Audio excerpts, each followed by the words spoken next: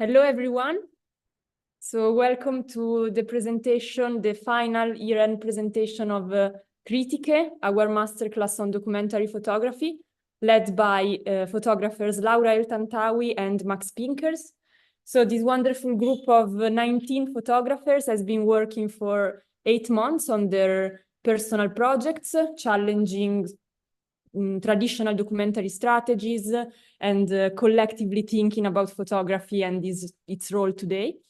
So I'm very happy to start this all together. We're going to have everybody's presentation in a row. And I want to welcome Max and Laura, who are the heads of the program this year. Hello, everyone. Welcome to this year's presentation of the projects that the participants have been developing over about a short year's time. I must say it's been a real pleasure to work with everybody, especially because this program allows for people to come together from wherever they are in the world, which is really lovely. We've got people from really almost every continent, I would say. And it's been a real pleasure also to work with Laura. It's the first time that we work together in leading this class and working together with the participants. And I'm really happy with the projects that have come out of it. And it's been great to really follow every step of the process so far. So I won't say too much more. I'll leave the word over to Laura, and I hope you enjoy today's presentations. Thank you, Max. And again, welcome to everyone that is joining us today. It's been a pleasure and a highlight, I think, for me, the last 8 months working with all the participants, authors that we have in our group. I think it's always that, you know, when you're invited to do these things, it's about sharing experiences and what I've learned, but actually I walk away from it learning a lot. So I've learned a lot from everyone in this group. And it's also been a pleasure working with you, Max. I've learned a lot from you as well. So it's been wonderful to be your co-pilot on this. So yeah, I'm looking forward to see everybody's journeys that they're going to share with us today. And I have the pleasure to have contributed even a little aspect to it. So welcome. Great. So we can start with the presentation of Erin Holland. Hi, Erin. Hello. Okay. Can everyone see Acrobat, first page? It's good. Cool, thank you. Hello, my name's Erin. I am coming to you all from Australia. My project is called Legal Fiction. I'm working towards a photo book. I'm just going to go through this document first, which explains the context of the project, and then I'll show you the PDF of the book.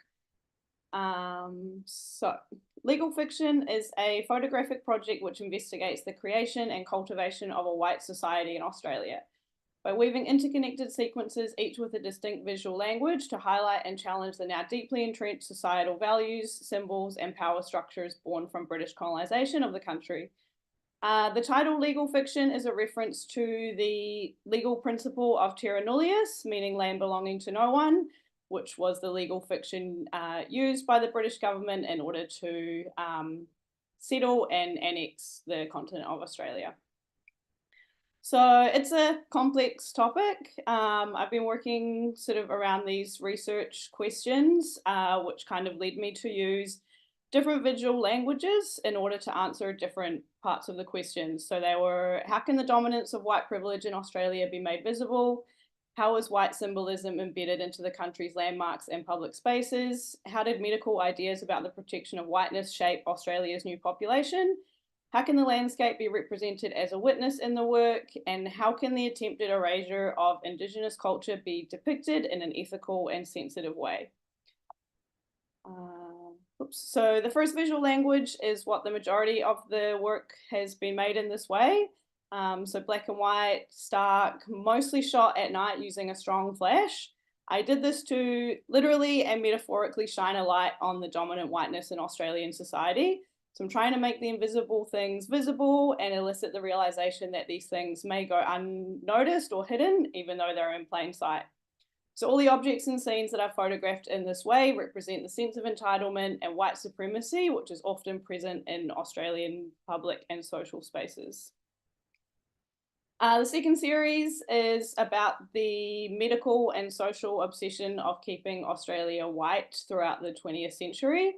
So I've combined microscopic imagery of the deadliest diseases that colonists brought over with them, archival material which documents their medical experiments, and heavily cropped gazes of early settlers. These are combined with vivid red imagery of native vegetation, which depicts the colonial view that their strange new environment was just another opponent to overcome, especially in tropical regions where they feared racial degeneration. The red faces bring these fears to life and are a representation of white culture in Australia today.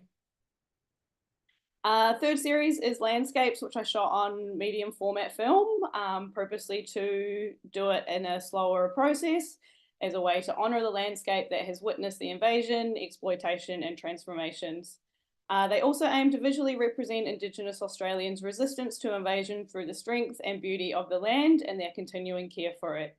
Utilising the landscapes in this way represents Indigenous culture and avoids perpetuating colonial practices of directly documenting the communities themselves. The fourth series are composite images about the stolen generation. So stolen generation refers to a period in Australia's history when Indigenous children were forcibly removed from their families. Driven by government policies aimed at protecting the white race, this was in response to the huge decline of Indigenous populations after white contact, assuming that Indigenous children would not survive and should be assimilated into white society through forced labour, marriage, and eventual absorption. So these are quite visually different to the rest of the work. So I imagine this is like the centre section of the book. And use a different paper stock, so it kind of sits as its own section.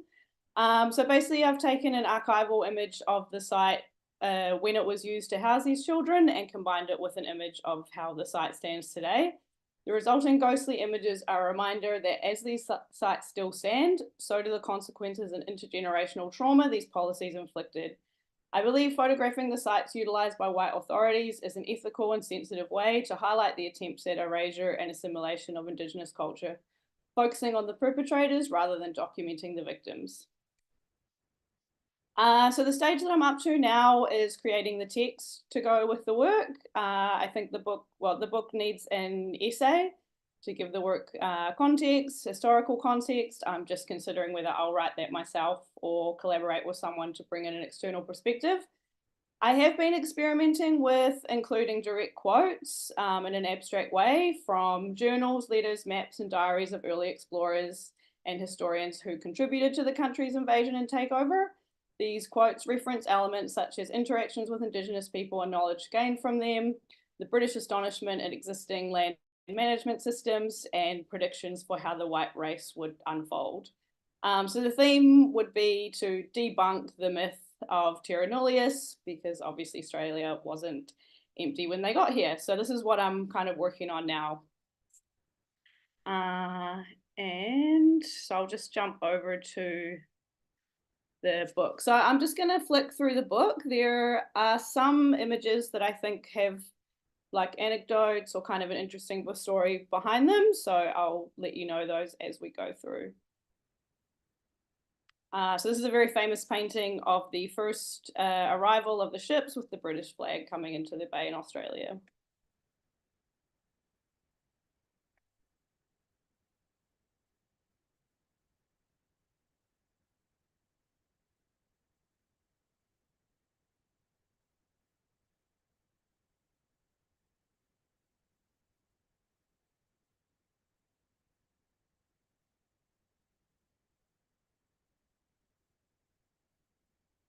So this is a replica of the first ship that supposedly discovered Australia.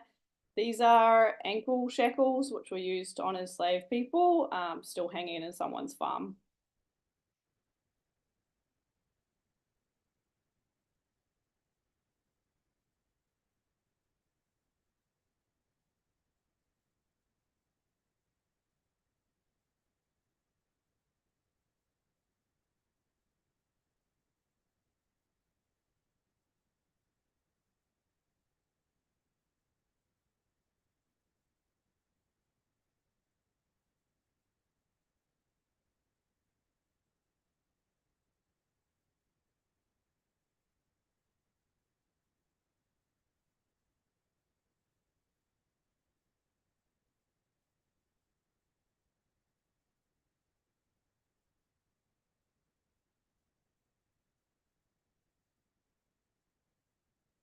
So here we get to the middle section of the book.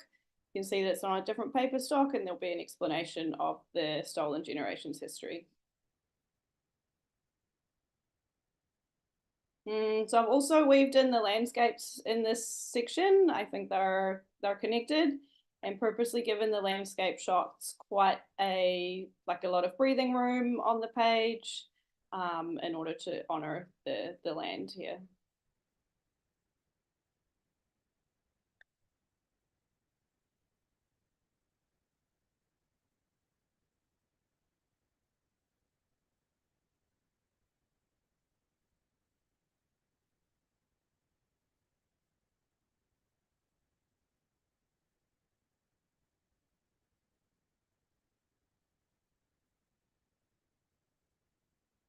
So this is a town called the Leap, which was named after a historical event where colonial police forced an Indigenous woman carrying her baby to leap off a cliff.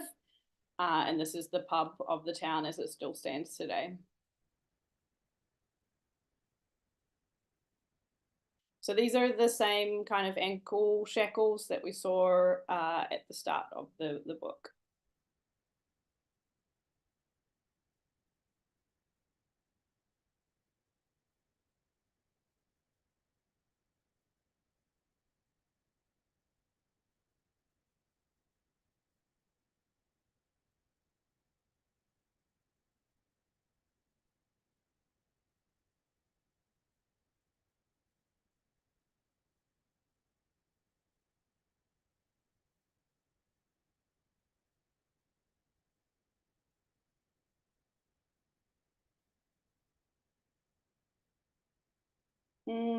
So that's it. And I purposely have tried to, not make it so obvious which is my work and which is the archival work. I mean, some of it you can tell because of the clothing, obviously, but the message that I want to convey from doing that is that whether it was then or now, that we're still haunted by these things, that these ghosts from the past kind of still live on. So I'm really trying to kind of mix up the time frame by doing that. And that's it. Thank you, Erin. Really strong work. It's also nice to see it in the way you've presented it. It's already developed again since we've last seen a recent version. But I think in the sessions that we were working on together, one of the main things that we were thinking about, and I think that you found a really good solution for, was how to weave these different forms of imagery, these different approaches photographically that you have throughout the book, how to weave them and put them together in a sequence. And I think that works wonderfully well. And especially I think that last thing that you mentioned, where this kind of ambiguity, where you don't know if it's an archival image sometimes or if it's a picture you made, and that kind of leaving it open to interpretation and playing with associations in those different, hierarchies of imagery, works very well in this context, because indeed it means that there is still something to be dealt with. It makes it contemporary. It makes it relatable to the current situation. So yeah, that's I'm really looking forward to seeing it as a book and how it develops further. But I think it's admirable that you've taken this path and focusing on the perpetrators rather than the people who have been victimized. I think that's also a strong positionality, and I'm sure everybody's excited to see where this goes next. Thank you, Erin. Thank you, Max. Thanks, everyone. Thanks so much, Erin, for the great presentation. We can move to the second participant, which is Maximiliano. Hi, everyone. Hope that everyone is doing great. I will share my screen up. Can you see it? Yep. Yes. Then before everything, I wanted to say thank you really to PhMuseum, to Max, to Laura, and to all the team, because it was a great year and was a great opportunity also to develop work together. My name is Maximiliano Tineo, and I'm an Argentinian photographer based in Paris, in France. And the work that I've been developing for the last year and for the last 2 years is called the El Rey Blanco. El Rey Blanco, the White King in English, is an ongoing historical research and documentary project that brings a discussion over colonialism and extractivism.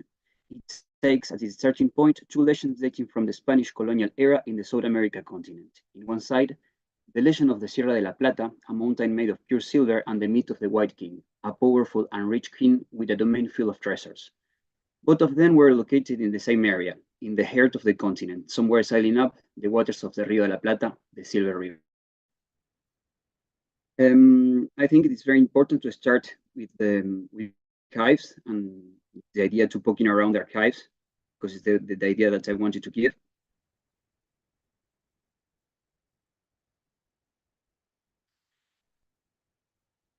Following the paths of the first Spanish settlers through the waters and exploring the current situation of the Cerro Rico de Potosí in Bolivia, perhaps the largest silver mine in history, Ajax invites to go in search of the mythical White King, which the whereabouts remain a mystery. In a magical realm twist, mixing direct photography, plastic intervention, mise-en-scène, and historical documents, a parallelism is proposed with the current situation of the so-called South American lithium triangle, where more than 75% of the world reserves of the precious metal is lying. Some pictures of the project, some plastic intervention over photography. The spark that lit the fire. In the year 2021, and during more than 1 year, the wetlands located in the Paraná River, the principal tributary of the Rio de la Plata, surrounding the city of Rosario, which actually is my hometown in Argentina, began to suffer intentional made fires. Some time before that, a large contract to install their industrial pig farms were signed with the Chinese parties. For months, the city was covered by smoke and the government did not give any response. I felt an extreme anguish for 50,000 kilometers away, and the only thing that I could do at that time was to share the image and spread the words of my friends. I already knew that I wanted to develop a war with this, my river. The concepts of sovereignty, extractivism, and the mechanism of neocolonialism started to show up in the discussion. On the other hand, and at the same time, whispers about the lithium triangle were becoming more and more common. It's a work that I've been working with digital and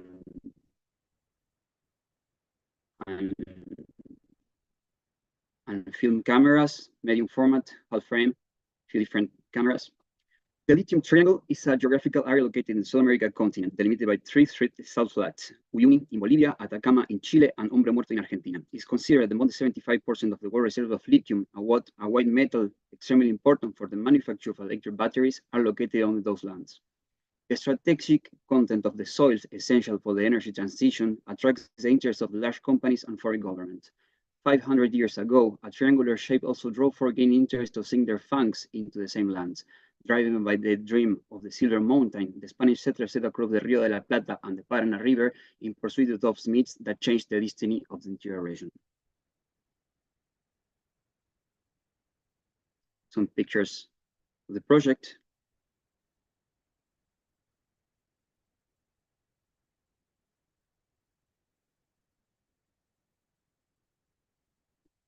As of today, we know that the Silver Mountain was never found sailing up the water of those rivers. It's eventually learned that the legend of the Sierra de la Plata was based on the Cerro Rico de Potosí, today Bolivia, which became the most important silver mine in the Spanish Empire and perhaps the history.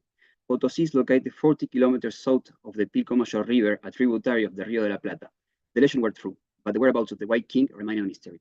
The source of this river is located 100 kilometers from the northern tip of the lithium triangle, where the dominions of the White King were located by the myths. Is the lithium, also called white gold, now the White King that everyone wants to chase?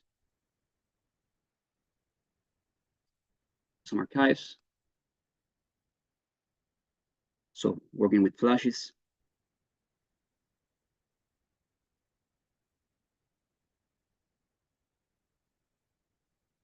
About the process. The process, I mean, I've been working in this like for 2 years already, and it took me 3 trips, one to Sevilla in Spain, as you can see here, and the others to the South America continent, where you can see all the stars where the pictures that I made, like in Uruguay, Argentina, in the border with Paraguay and in Bolivia. This is my sketchbook that I've been working for the last 2 years, like writing ideas, writing concepts. Yeah. The other thing that I found important is to talk about religion, because religion is very important it was very important to control, to get power over the communities. And we can see all the syncretism that start to develop up there. And I wanted to know that, I'm feeling like syncretism is resistance in a kind of way. About the shapes that the project could make, I've been working in the shape of a book since the beginning.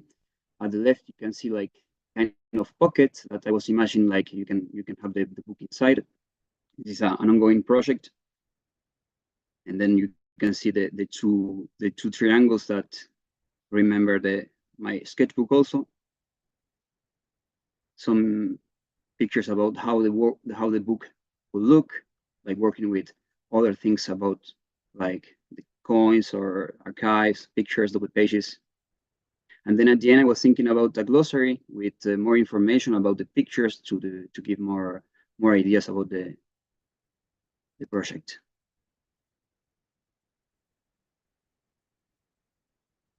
More pictures. And actually, if I was working in a shape of book, I also think that the work can fit in an exhibition, like with high print. And also, I was working with the idea of developing pictures with wet plates. That actually it's a method that we need silver and lithium to develop the images. Then I think that it could go very, very well with the project. Also, some sculptures, working with real stone from the Potosi mountain and silver incrustations. More pictures about the project.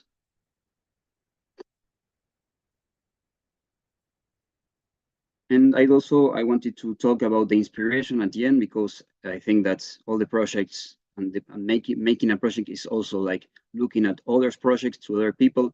And here, like many books, photography, and reading books that inspired me. Also some movies. If anyone wants information or so, feel free to send me a message. I'll be very happy to share. And muchas gracias. There's my contact. Feel free if you want to talk.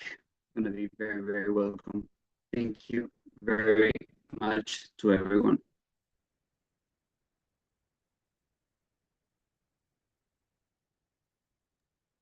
Thank you for such a wonderful presentation, Max. To be honest with you, I kind of felt like I was seeing this from a completely new perspective. I think it's just the different layers that you've added today has already taken me in different directions. You know, the way that you see it as a book, the way that you see it in exhibition form. But I think as you were presenting, there were instances where I felt like I was actually watching a documentary, and your voice was an excellent narration, taking me on that journey of what you were doing and explaining it so beautifully as well. I think it's a really complex narrative. It's been a complex narrative from day one, which you've always been very aware of. But I think the way that you've managed to layer all the different elements is really, really delightful to see, and how it's manifested. So yeah, congratulations. I think it looks amazing. Thanks. Thank you very much, Laura. Thank you, everyone. Thank you so much, Maxi.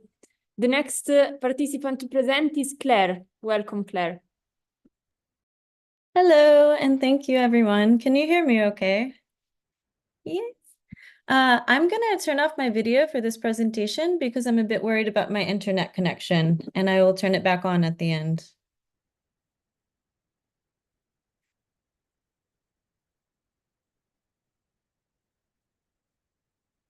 Okay, you can see this, I hope? Yes. Fantastic. So hi, everyone. My name is Claire Edgars. I am a documentary photographer based in Athens, Greece, but I am originally from Texas.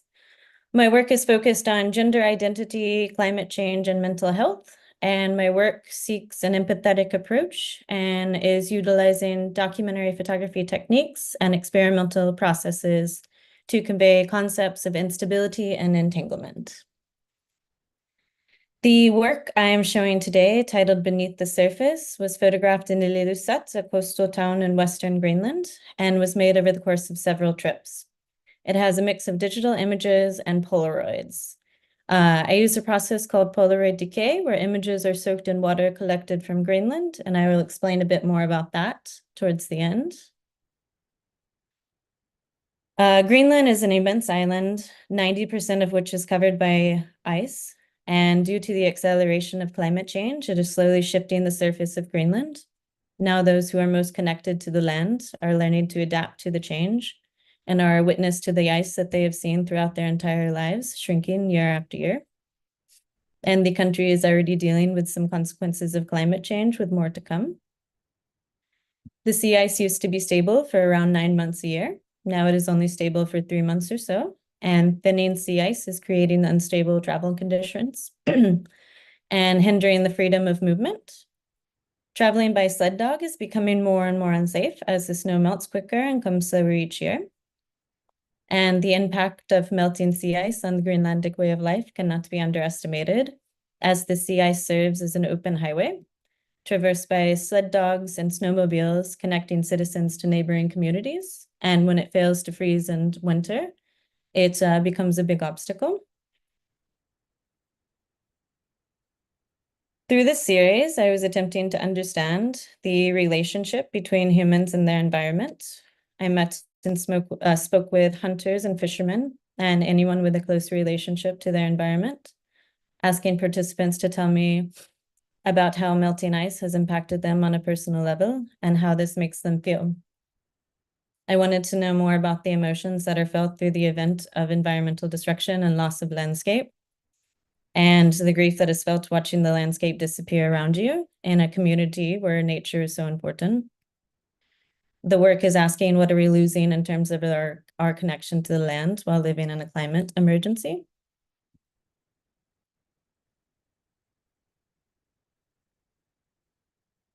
And this is one of the quotes that was shared during an interview, and it reads, I was hunting by sled dogs on an ice fjord, and the ice was so unstable, it broke and my dogs fell in and drowned. It was too unstable for me to save them. And this photographic series involves the external element of water, which is so intimately linked to Greenland. Using Polaroid decays soaked in glacier runoff water throughout this series to interact with the land and let the unpredictability of water change the surface of them. And it serves as this element to take us back and forth between the reality of the present and the deterioration that is to come. The process of using natural elements to deteriorate the image was very important to me, as I wanted the physical images to touch the land. So I collected snow and glacier water and portable water containers to bring them back to Athens, and I left the images submerged in water, sometimes for a few weeks and sometimes for a few months, allowing the landscape to physically alter the images and essentially create a visual meditation on how the unpredictability of water is changing the surface of them, as it is changing the relationship with man's relationship to the land in Greenland. And this reads, understanding the land is harder now. We need the ice, but we have always adapted and we will continue to change with our landscape. This is one of the Polaroids that was soaked for about 2 months, so it has really changed the texture of it. And this reads, I used to travel by sled dogs on the sea ice, and now it is too unstable. I love the freedom of travel and the freedom of nature.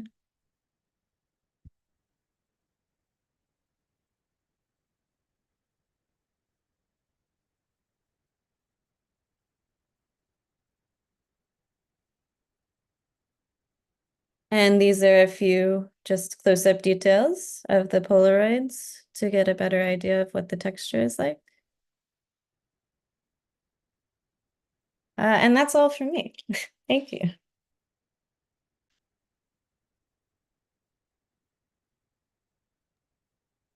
Thank you, Claire, for the really clear presentation. You also have a very nice way of narrating of your images.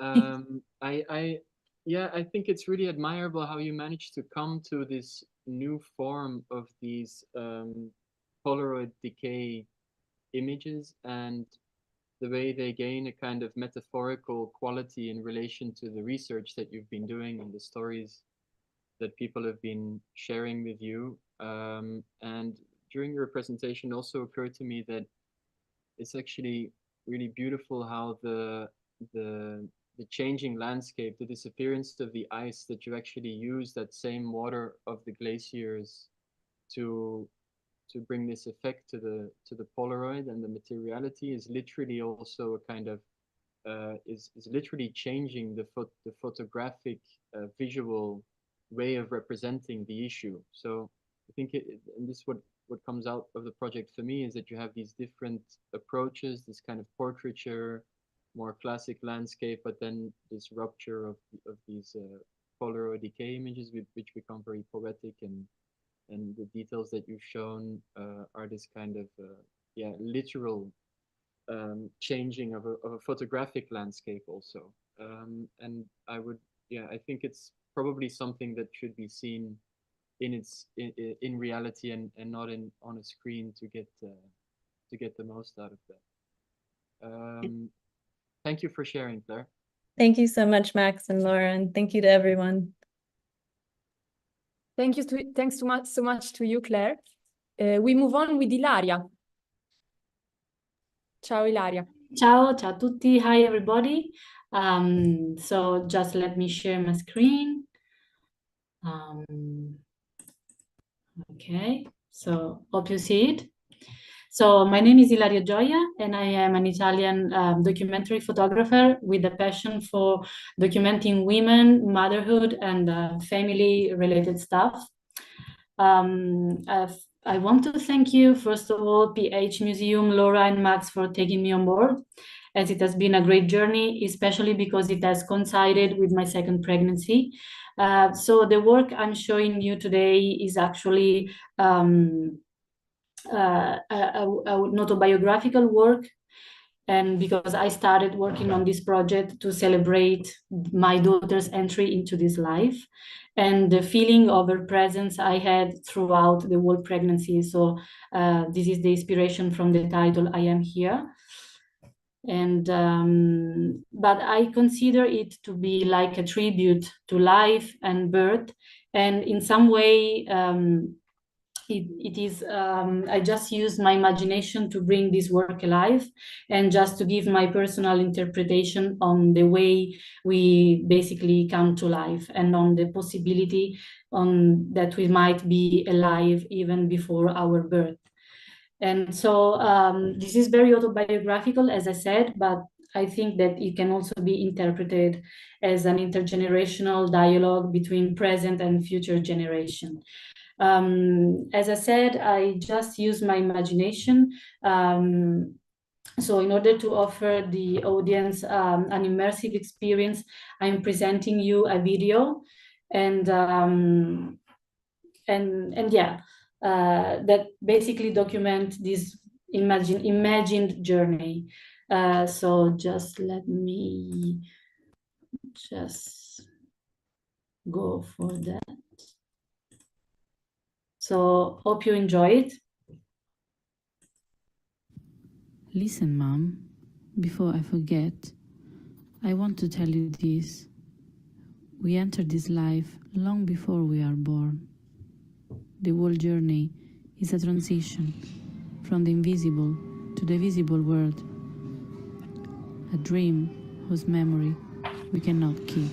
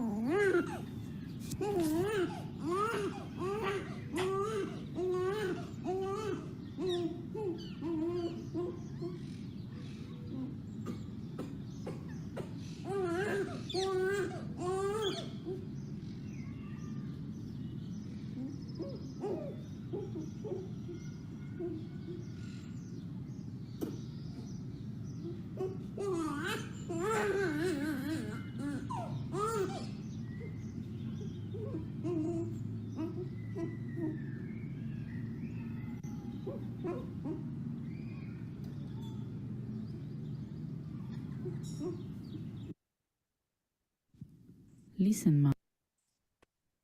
Okay, we go.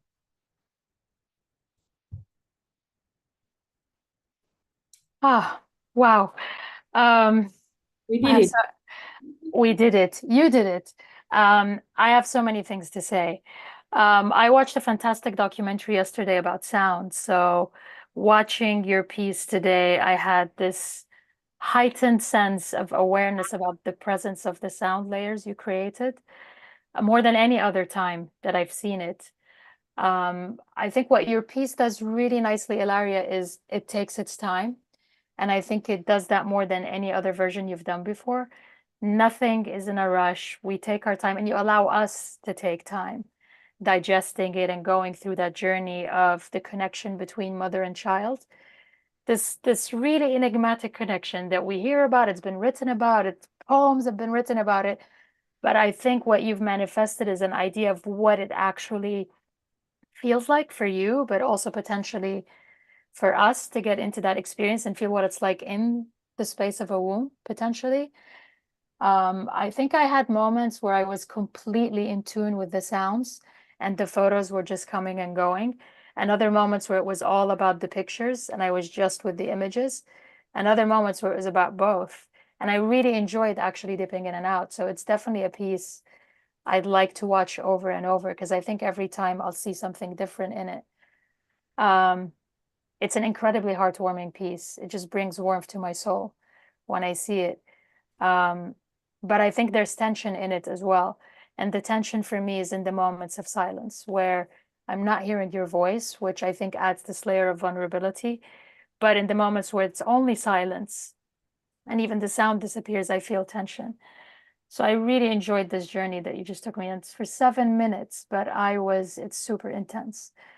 I want to ask you, how does it feel? Particularly, I think we should tell people that there's a new member in your family, but also in our family as this workshop has gone on. So the journey for you has gone full circle. Yeah. So how does it feel? Yeah, because my daughter actually was born in March, so before the masterclass end. And yeah, so rather than documenting my pregnancy this time, I just wanted to create something visual. So this is why I just completely let myself go and use my imagination, because as I said before, I wanted to offer an immersive experience. So just pretend to be in a dark room and to see all these images popping up on the walls, and hearing to this sound that I actually have to say that I created on my own, blending, mixing up the noises from my everyday routine, from my everyday life, so you can hear my first child in the distance asking questions, and I mean doing his stuff, and my Tibetan bowl that I used to symbolize the vibration that was going on inside me. So this vibration you can hear is like the voice of the child inside the womb. So I mean, it's just something mystic. I just was, creating just using my imagination. And so this is, I think it's one of the best way to do it, because there is no code in motherhood and pregnancy. So I just want to have no code in my work. And this is something I realized whilst time after time, whilst the masterclass was, coming to an end, and we were getting closer to the final stuff. So I'm really happy of it. Well, I'm really happy that you found your way, and that, I was here and we were all here kind of with you on this journey. So congratulations. Thank and you. You've inspired me to get a Tibetan bowl. I have one now because of you. Yeah, so, you have to take one. It's beautiful. I have it. Thanks. Thank you so much, Ilaria. Thanks so much. Grazie. Thank you, Camilla. Thank you all. Thank you, everybody. We move to a duo, Sara and Stella. Hello. Hi, everyone. Hi. How are you? I'm sharing the screen, if it let me. Okay. Perfect. Okay, so yeah, I am Sarah. And I'm Stella. And we are both Austrian documentary photographers currently studying visual journalism and documentary photography in Hanover, Germany. And yeah, we've been working together for 2 years now on the project Yo bebo leche y agua, which means I drink milk and water. And in a nutshell, it's about water privatization in Chile. And now we are showing a few selected pages of our book. Okay, so first we're going to start with telling you a bit more about the background of the project. So in 1973, a military coup in Santiago de Chile was led by General Augusto Pinochet and supported by the USA, which marked the beginning of a brutal 17-year dictatorship. Influenced by the neoliberal ideology of the Chicago Boys, who were Chilean economists and studied in Chicago, Pinochet enacted the Código de Aguas in 1981, which privatized Chile's waters. Until today, water is traded as commodities by individuals and corporations instead of being a human right. So in the Aysén region, which is 2,000 kilometers south of Santiago, where vital bodies of water exist, like glaciers, rivers, and lakes, there's also a hotspot for life and driving water business. Puerto Guadal, a little town situated at the Lago General Carrera, hosts around 800 residents, some managing their own water supply. At the same time, foreign companies secure water rights with water volumes in the trillions, which triggers social conflicts, protests, and environmental damage. The possibility of water deprivatization lies in a new constitution, yet proposals have been consistently rejected by the Chileans. Therefore, water privatization remains a symbolic relic of the military dictatorship. Yeah, now we want to tell you a bit more about how we came up with the whole project. So 2 years ago, Stella and I went to Chile to visit her family in Santiago. And of course, we went to beautiful Patagonia. And then we chose to hitchhike there. And at some point, we've got picked up by a group of young Chileans. And besides talking a lot about the politics of Chile, they also introduced us into the mate culture, which that was the beginning of a huge addiction, basically. But to drink the mate, we had to skim water from the river. And then they told us that what we just did to get water from any river, just like that, is illegal. And then we saw many graffitis close to the rivers and lakes, which said aguas libres. And we were like, what is going on there? We don't understand it. We want to learn more about it. And then, we met a journalist who connected us in the region and started to work. So what you're seeing in our work right now, besides taking pictures, we also had many very interesting interviews with people that were in favor or against the privatization. Also, a lot of talks with experts like hydrologists, professors, and politicians. And we collected many different visual materials like archival pictures, water bottles filled with glacier water, protest banners, advertisement of companies and how they communicate with us, videos, songs, and we also ended up reconstructing commercials with artificial intelligence. Yeah, and what we did on top of that was we investigated on the GPS data of the companies. And what we figured was that the places where the companies skim the water are all very remote. And sometimes you can only get there by helicopter or by day-long hikes. And once we had to travel 8 hours to get to one point, I think with car and speedboat and everything. And then we had to go back all that way again. And that was a really long day. Yeah, probably the longest day of our life. Yeah. And now, we were thinking about how can we put all these different layers together. And of course, it will be a photo book.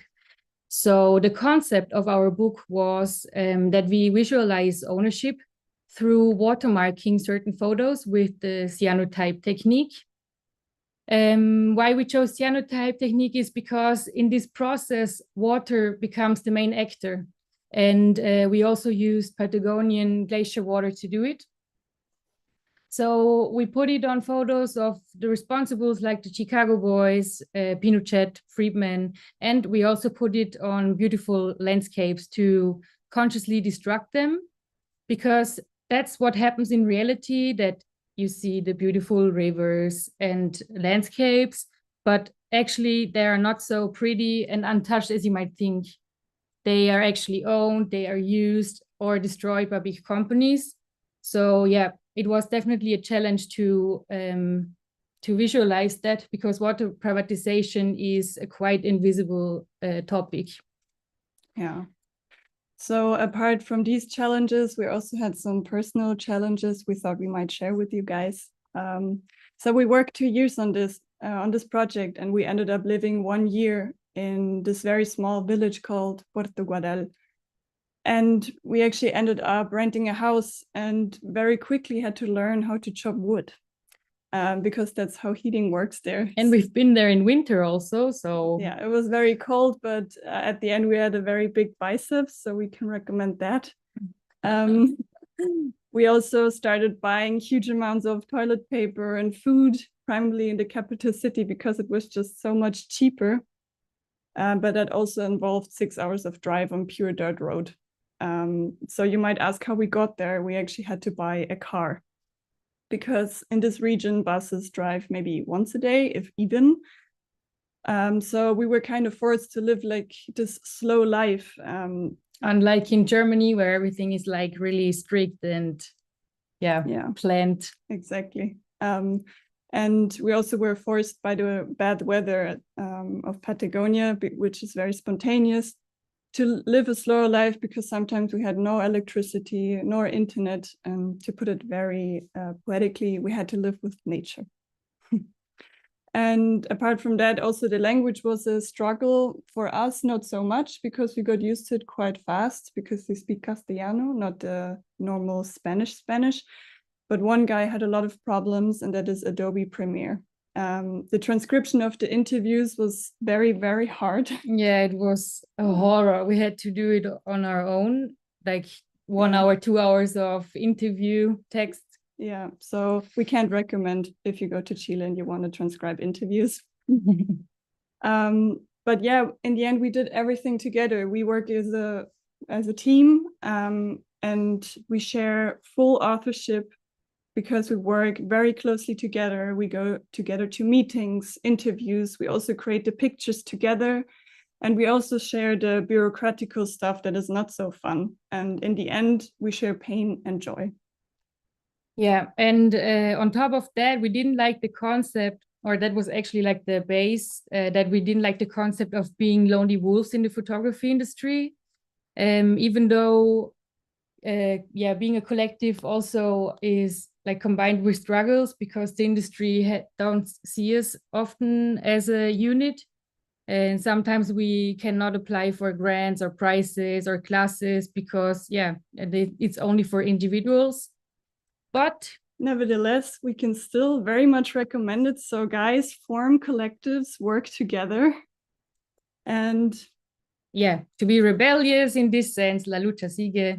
The fight goes on. Thank you. Thank you.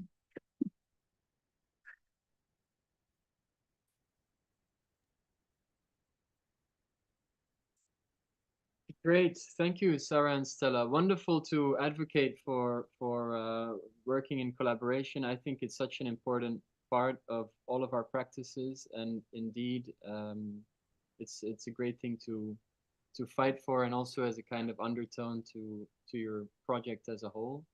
It's such a dense body of work. So much research has gone into it, so much time you have spent trying to tackle this issue and trying to figure out how to deal with it photographically.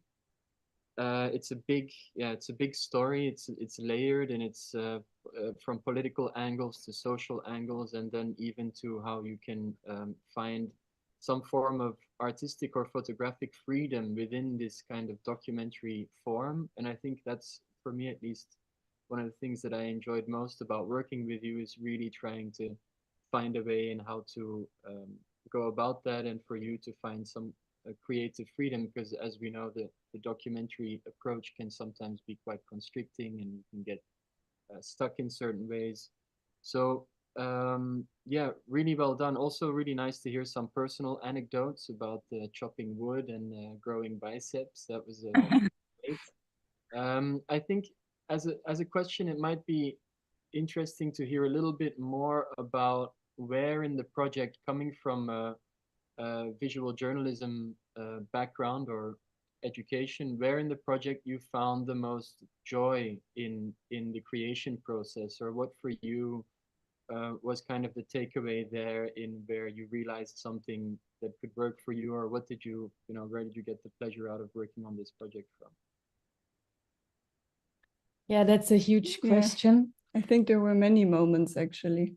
And I think the ones that, obviously it's always like that they are most unexpected. For instance, when we used the cyanotype at the beginning, it was kind of a surprise what effect we got. And I think that because also you, Max, you said like, we should have fun, we should experiment, just do what we ever want.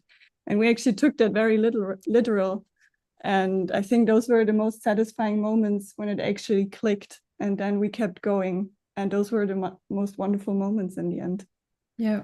I mean, we also had a lot of fun actually now, because in the end we did some AI commercials, which we can discuss about still, but it was so much fun to just do it. And I think at some point we miss having fun by doing our works, and we should definitely focus on that more, like having actual fun.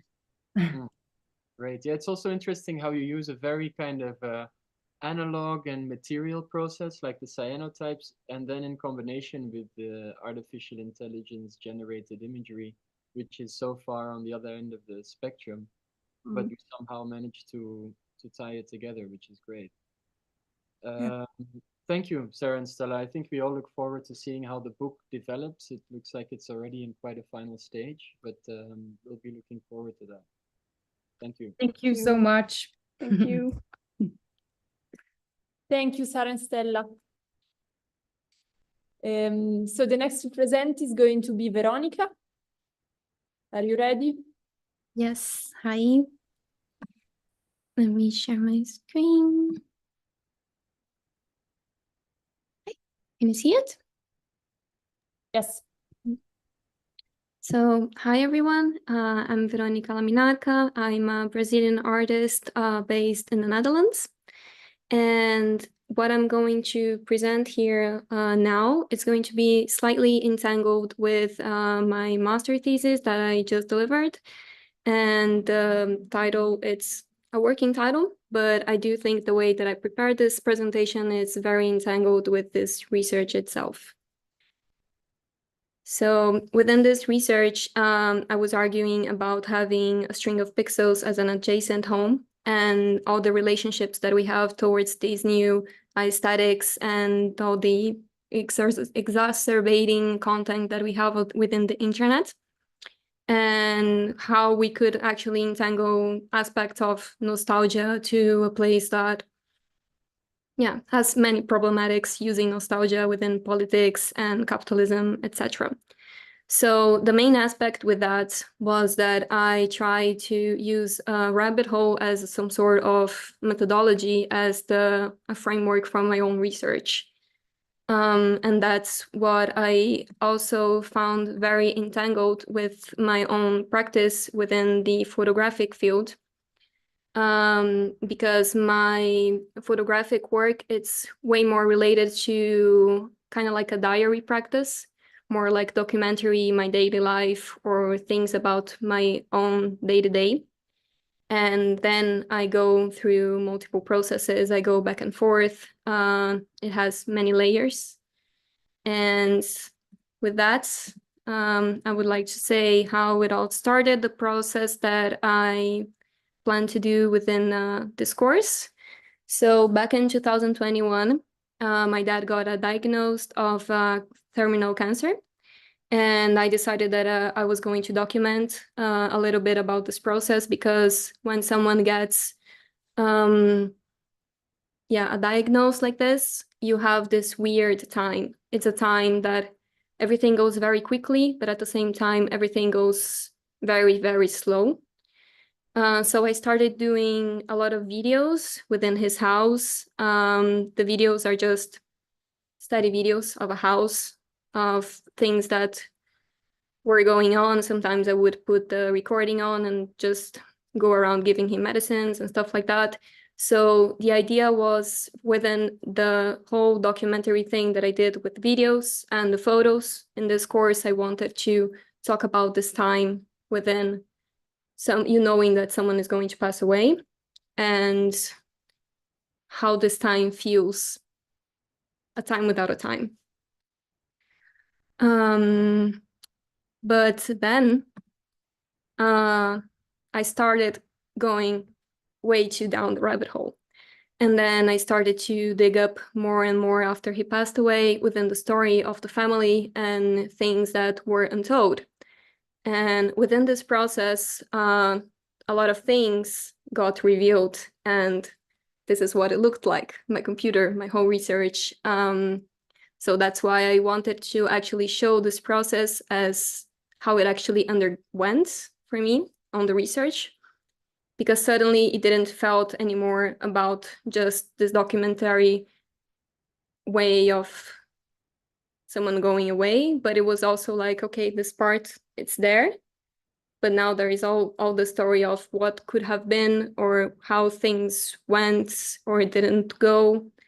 So I went back home after 1 year that he passed away, and I had all these different approaches that I wanted to do for photos. I wanted to visit his old house and other family members, and I had a lot of meetings planned, but then like feelings got felt, and that wasn't the idea anymore. It didn't felt like that anymore.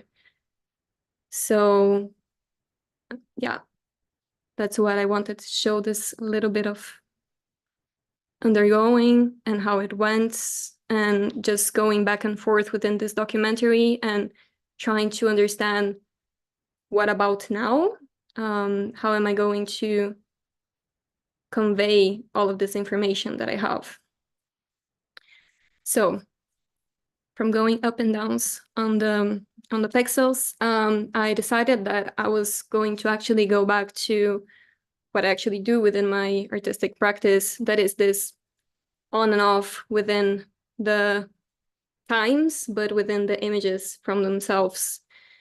So the idea is to have an installation for this project with the video, and also I'm putting the images on small boards that are like e-ink frames. So they have this visual seemed like paper, but they are actual digital screens. And I also plan to make a book. It's slowly coming together, but that's the idea of showing the whole process because it's how it went. And I thought it was important to show the rabbit hole within a home. And these are a few of the selected images from the project.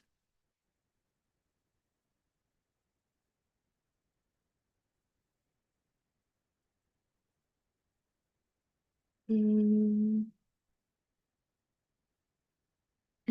yeah, I guess that's it. Thank you.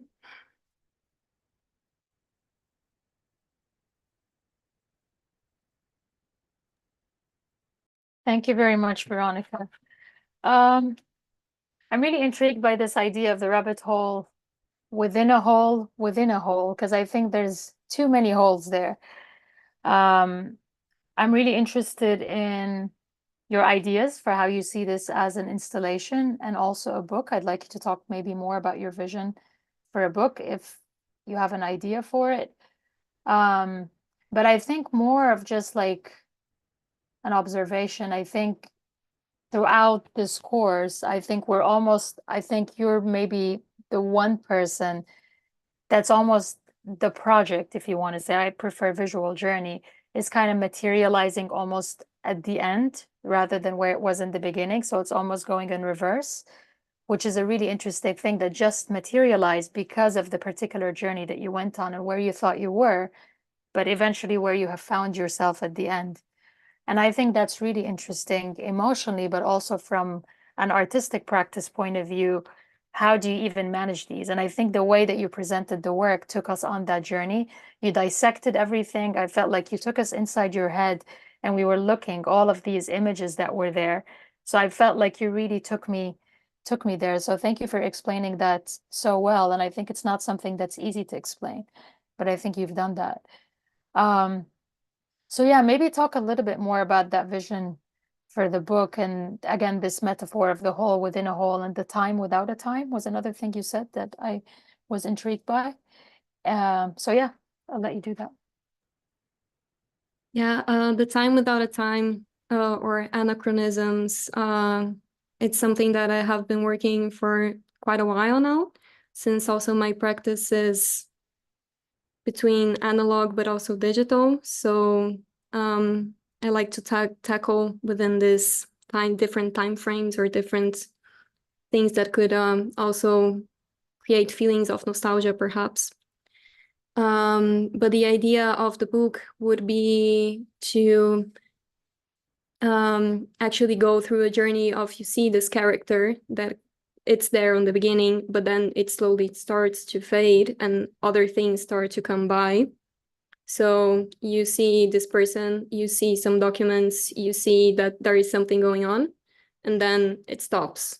The person disappears. And then in the end, I would like to go back to the part of the documentation entangled with what I see now from this person, because that has changed. So that's the idea of the book at the moment. I think that's interesting. I think it would be nice as well to continue with this idea of showing us the dissection of this process, which sounds like it's what you're going to do, whether in an exhibition or in a book, because I find that really interesting and very truthful to the journey that you went on throughout this work. But yeah, thank you so much for sharing. Yeah, thank you all for everything and listening, and it was amazing. Thank you. Thank you, Veronica. Now we will have Linda presenting. Hi, Linda. Hello, hi. Let me just pull this up.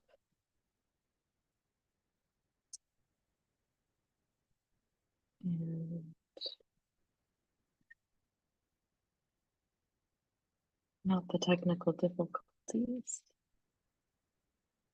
Where is it? It'll work, I promise. No worries. Thank you.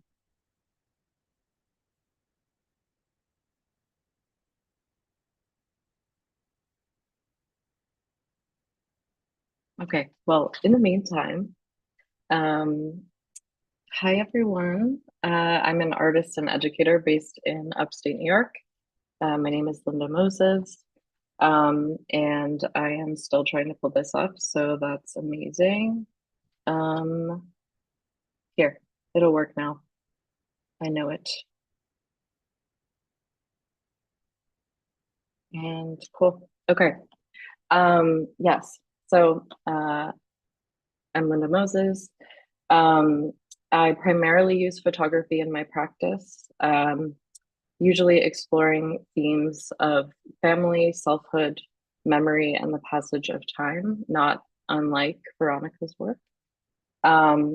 The project that I've been working on for the last few months is called Unparalleled and Unequaled. It is a working title because this is a new project. I can see the title potentially changing, but my focus on the project is to look at representations of war and US imperialism through the lens of the family archive, and similarly look at the family archive through the lens of US imperialism. More specifically, I have been reckoning with the legacy of my grandfather, Julian Ewell, who I knew growing up. He died when I was 15, but I've recently come to find out that he was a public figure who has become known for his brutal role in the Vietnam War. And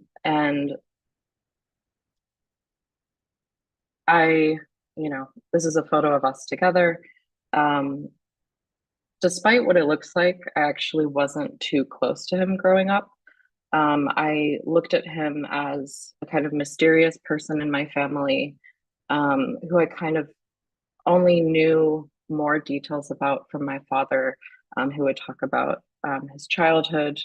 But largely, I looked at this person with a sense of awe. I knew that he was a retired military general, but not much else.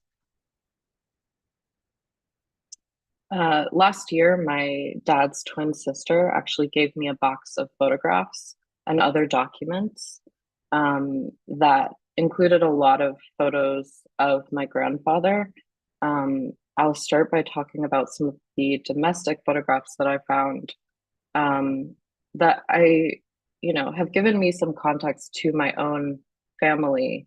The work that I have been doing for the last few years is about my parents, and finding this box was giving me some more context about the work I had been doing even though it's a separate project.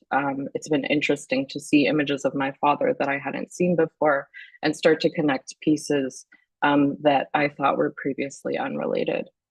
So in all of these pictures, what I find the most interesting is that this person looks, we can see that he had the privilege of traveling.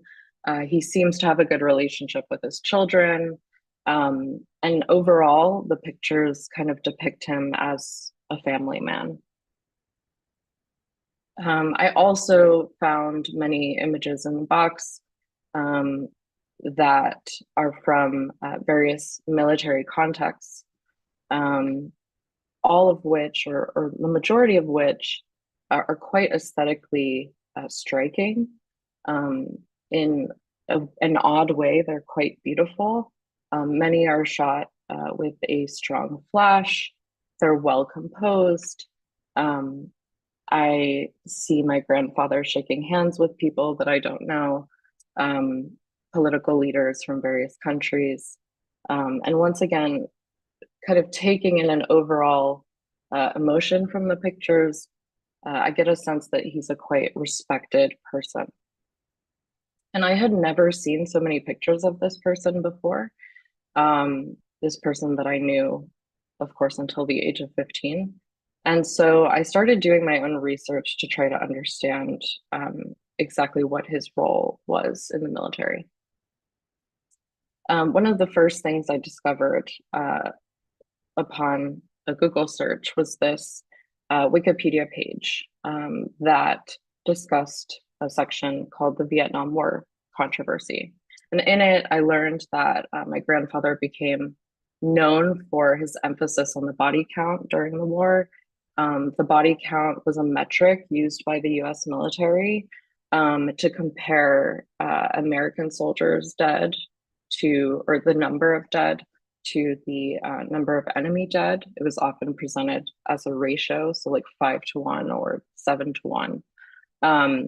And so I learned that he has kind of become controversial for inflating this number and leading to many civilian deaths.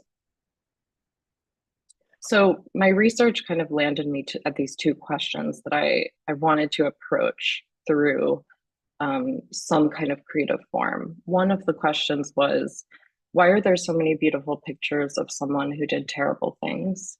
And number two, why does no one in my family talk about it? I don't have answers for these questions, and partly I think it drives my creativity, my imagination, as I've begun to dig into the archive and create my own interventions. Some of the interventions I've done have been text-based. This is one example where sometimes I'm sourcing text from poems, anti-war poems, or interviews that my grandfather conducted. Sometimes they're my own play on words, like this example, where I wanted to take an image that's quite striking, that presents him in a particular light, and bring in some context or some of the violent context that I'm reading in the public archive with this private archive. So also in my research, I've learned that he was known as the Butcher of the Delta, which is quite a chilling discovery. It's been heavy to learn this, but I also feel that I'm the only one in my family that can do this work with the kind of distance that I still have, or that I have from this person. I also have begun digging into the National Archives, looking at images of soldiers during the Vietnam War, and kind of reckoning with the fact that, many soldiers didn't want to be there. And so this text that I've overlaid on top is from a poem by Denise Levertov called Life at War. This text was sourced from an interview. I found it kind of ironic that this expression that I had to look up, to be as green as grass, means to basically know nothing about something. And so the fact that he would say he was as green as grass about Vietnam when he was put in such a position of power was quite chilling. I also have pulled, well, I found this particular news clipping, and, you know, he is quoted here, but what I find striking about a lot of the news articles or pieces about this time and discussing the loss is that there's a sort of cold or distant way to talk about death, to almost justify the position of the US military. And so I also pulled this from a poem. Right now I don't have it up, so I don't remember the writer, but saying the losses are always personal, bringing in this idea that no matter what, even when language can be distant and cold, it is still always personal. This is another where it's a picture of him with my dad's sister, where they're completing a puzzle. And this was just kind of a set of words that kept coming into my mind, looking through these domestic pictures and these military images, this kind of odd coexistence of seemingly different personalities or representations.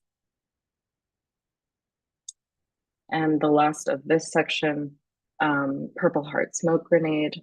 A Purple Heart is an award that you can get if you have been injured in combat. And I paired it with this image of a purple smoke grenade that was dropped in Vietnam, also sourced from the National Archives.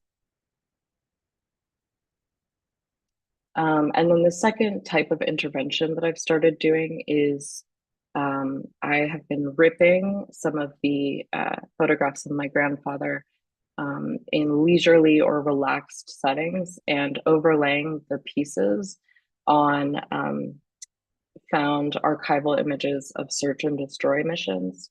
I think largely a question that I kept coming to is, how do I show this discrepancy in pictures? How do I show the gap or bridge the gap between the kind of innocence of many of the pictures I'm finding in the archive with the overtly violent descriptions of US military action? And so this was a way that I discovered I could have both coexist and kind of put on an equal plane so that neither disregards the other. And my hope is that both images are given equal weight. This is another where Julian is looking off into the distance. And I found that it worked nicely with this image of soldiers kind of looking off into the distance at a village that they've just destroyed. Yeah, and then this is the last of these. Here, he's receiving a new decoration. And in the background is actually an image from, it's an image of his own infantry division dropping a bomb in the Mekong Delta. So to kind of bring it full circle to the title of the work, I recently found this paper that is the transcription of a speech that my grandfather gave. He didn't win, or his infantry did not win the Presidential Unit Citation, which is some high award for doing well in combat. And he wrote this entire speech about how they should have won the award, and he called it unparalleled and unequaled. And I just have had these words stuck in my head because they're so strong and seemingly like unflinching in a way, like to be unparalleled and unequaled. And with all the context that I'm learning, I think overall I'm trying to find a way to disrupt this idea that things are so clear and that photographs present things in a kind of either or fashion. And so I will leave you all with this quote. The twisted logic of power can give you a sense of vertigo. This is from a recent graduate from Harvard who was not allowed to walk at her own graduation because of her pro-Palestinian stance. And I think that the times we live in really necessitate a kind of clarity, or at least questioning of the images that we see, and trying to disrupt the sense of vertigo that maybe it all gives us. How can we stay firm in finding truth within that? So thank you.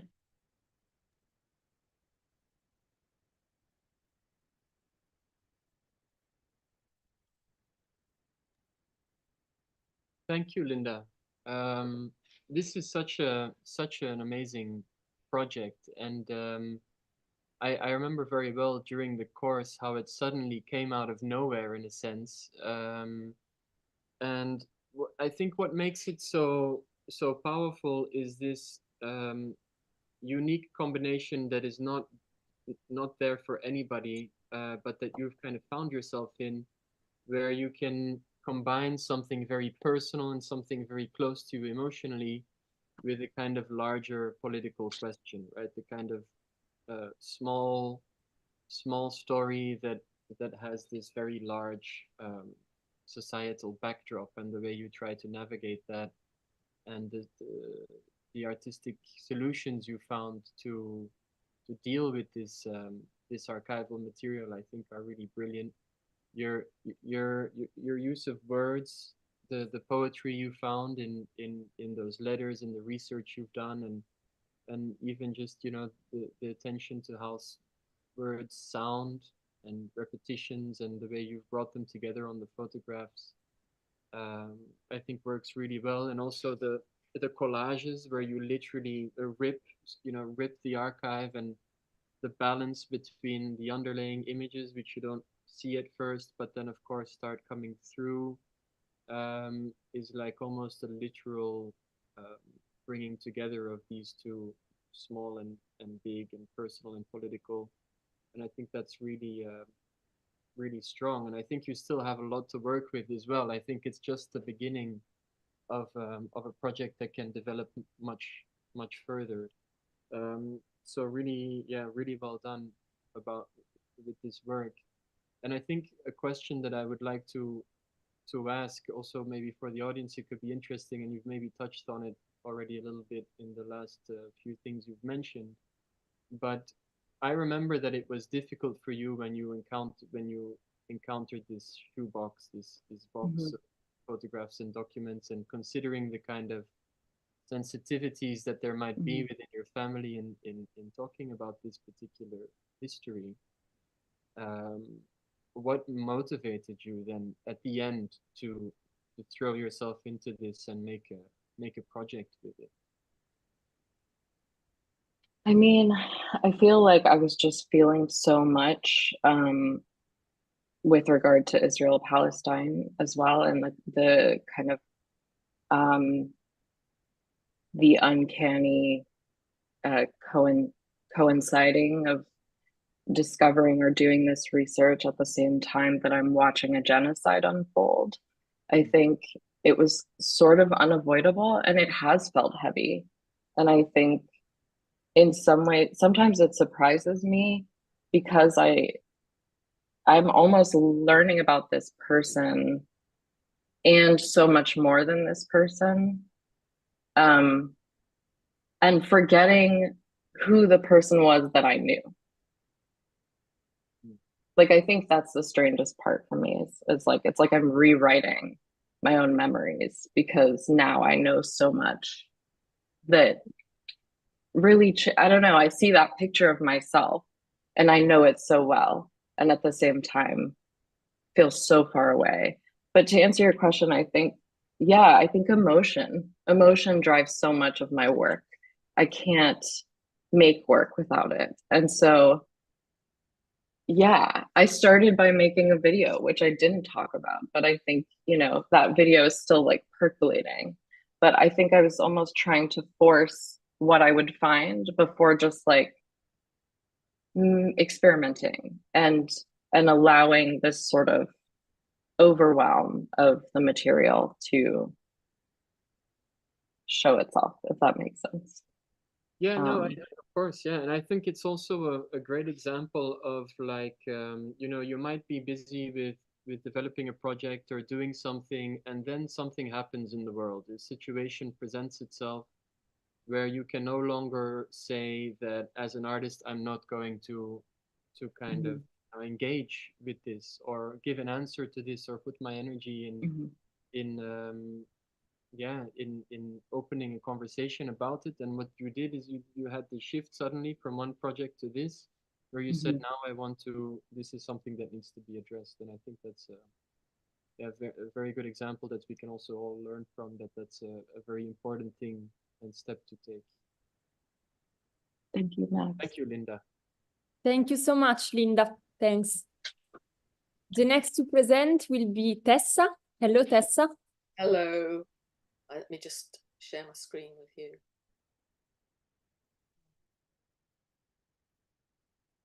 I'm just going to share it again and tick the share snap.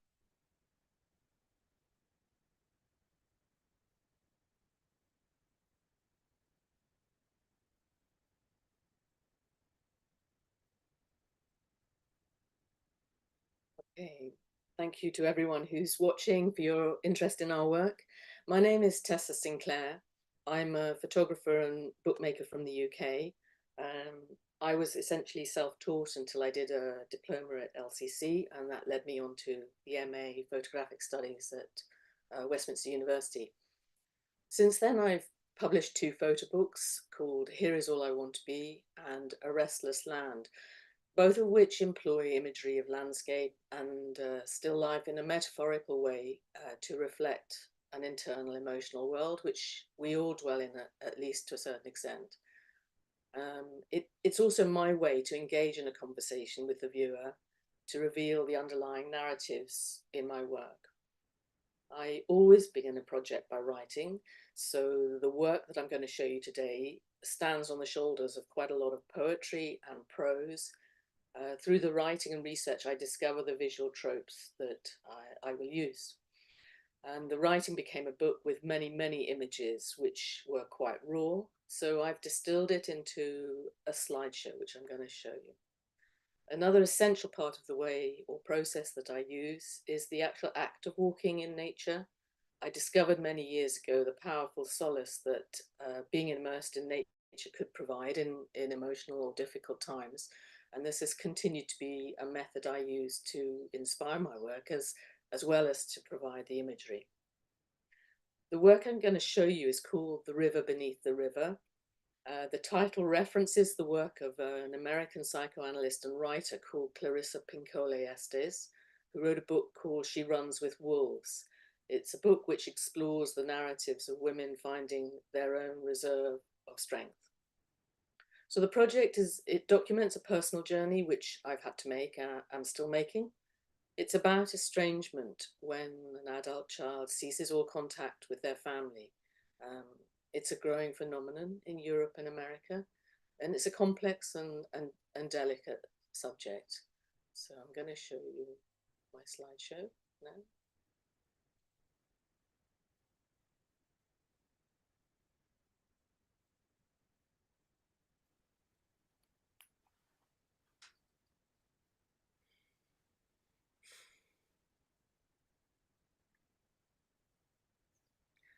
The love of a mother for a child is without limits. Like time itself, it does not end. But the hopes and dreams you have for your child are ephemeral. Your only wish may be for your child to be healthy and happy. You do not imagine that they will one day suffer from a mental health disorder, a condition which causes them constant anxiety. makes them feel worthless, causes them to be unable to regulate their emotions, unable to form relationships, unable to manage the challenges of a job. You do not imagine that one day these feelings will make them stop all contact with you. I have grieved for the loss of the future that I imagined my daughter would have, for the loss of the relationship I had expected to have with her. In my search for a way to accept such a painful situation, I looked to the Buddhist wisdom that says all things in life change, and that to avoid suffering we need to accept the fundamental nature of impermanence. The Japanese Buddhist concept of wabi-sabi expresses this idea of learning to accept and celebrate change in a visual way, through the appreciation of the beauty of natural objects that have been changed by the forces of nature over time. A jagged rock which is broken and tumbled through water over millennia becomes smooth, a thing of beauty. I have lain awake at night, retracing the years through her childhood and the times when she suffered from epileptic seizures, one after the other. It was a traumatic time for her and all around her. She was literally bruised and bloodied. The scars of living in such a body must have run deep. We suffered alongside her. Eventually the seizures were controlled. We had been through a lot together. So when recently she ceased all contact with us, we were bewildered. We did not know where she lived. We heard nothing. I was so overwhelmed by my sense of loss that it was difficult for me to make sense of what had happened. I watched as her old friends became enemies, and beautiful memories turned sour. Only when I met a group of people who all lived with somebody who suffered from BPD did I understand how destructive this personality disorder can be. I realized in that moment that, like them, I could survive, but that I would need to find a deep reservoir of strength. I was not alone, and that inner strength began to grow, the river beneath the river. As I understand more, I feel more compassion for her and less sadness for myself. I understand now that her harsh words and all the hurtful things she has done came from some deep inner pain, something she felt within herself but was unable to heal. I take nothing for granted now. Do not hope for any particular outcome. She is somewhere, and I am always there. I flow like a river. It is a strength that is gathering as time passes, and the cycle of motherhood is turning.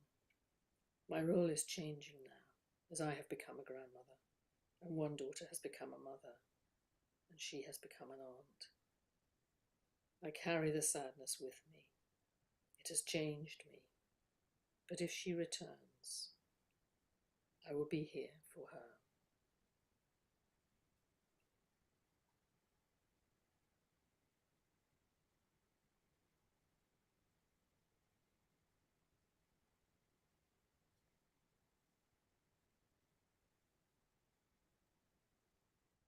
So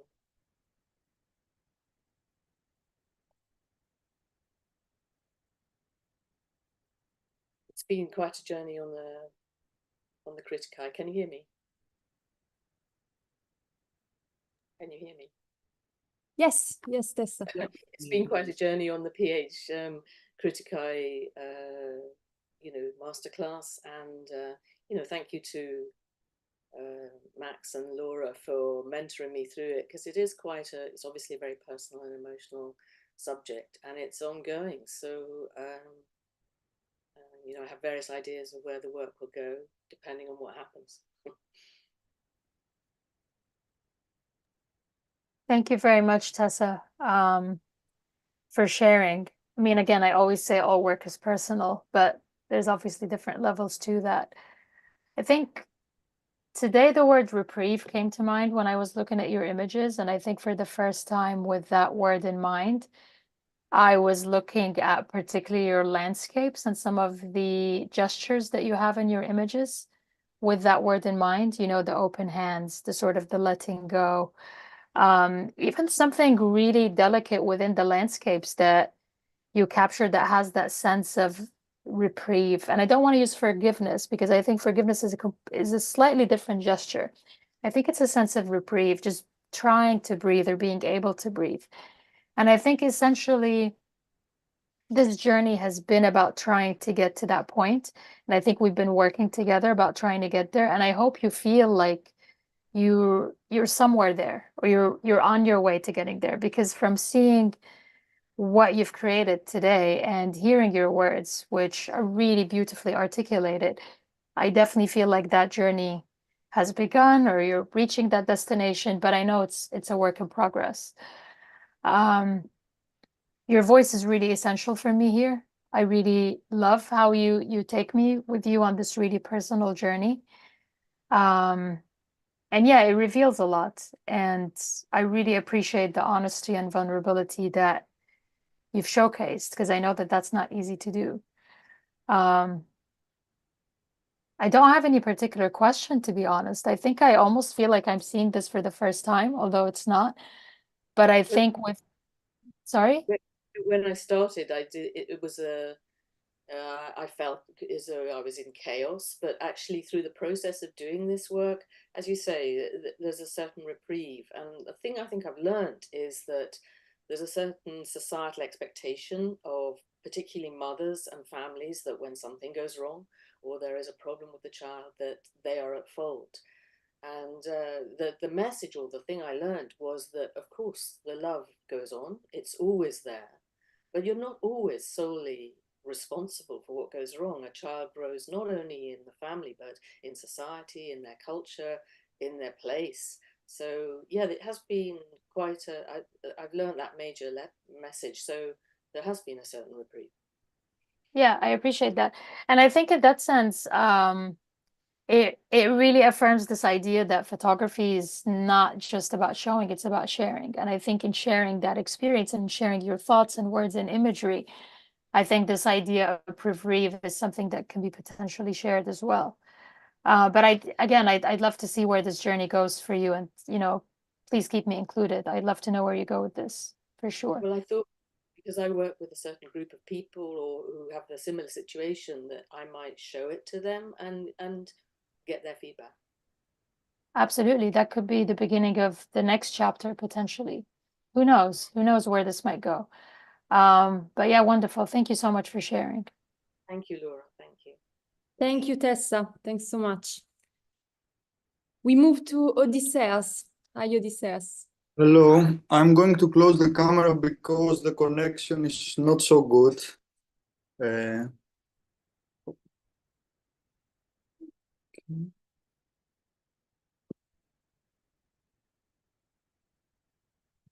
Hello, my name is Odysseas. I'm a photographer working in Greece. The project I'm presenting is called Acteonia. This is an ongoing personal documenting project about my journey through my obsessive compulsive disorder and how it affected me mentally and emotionally the last 2 years. The first chapter is called Ibris. It's the before. I want to see everything, feel everything, live everything. Time is moving, and I'm hoping to be with you. I built prisons in order to escape. I need prisons in order to exist.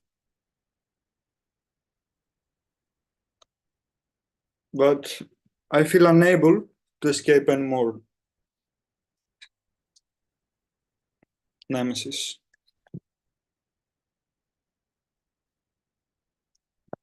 The same thoughts are playing in my mind like a loop. 1 hour, 2 hours, 5 hours. They come like ghosts asking me silly questions. And at that moment it starts. There are no answers. I feel trapped I just can't. I woke up today with a blackout. I want to meet you, but I'm so scared. Scared of my thoughts, of these bullshit thoughts that has no meaning but will be present in my brain, in my body, in the air. I know you understand when I'm away, and this is something that makes me so embarrassed, even knowing that you won't leave. I'm so scared. I am. Where I am, what I am, you are in my arms, but I can't feel anything. I built prisons in order to escape. My prisons are at this moment my arms. What if I go away? What if I embark in a ship? What if I meet another person? What if? Lost in the middle of nowhere, only the present counts, I repeat. I feel landless, day after day, month after month. Silence, I just want silence. Everything is stirred down and I feel there is no home. Like Actaeon, like a deer in panic mode, hoping for my close ones to walk away, to leave me alone. I just want silence.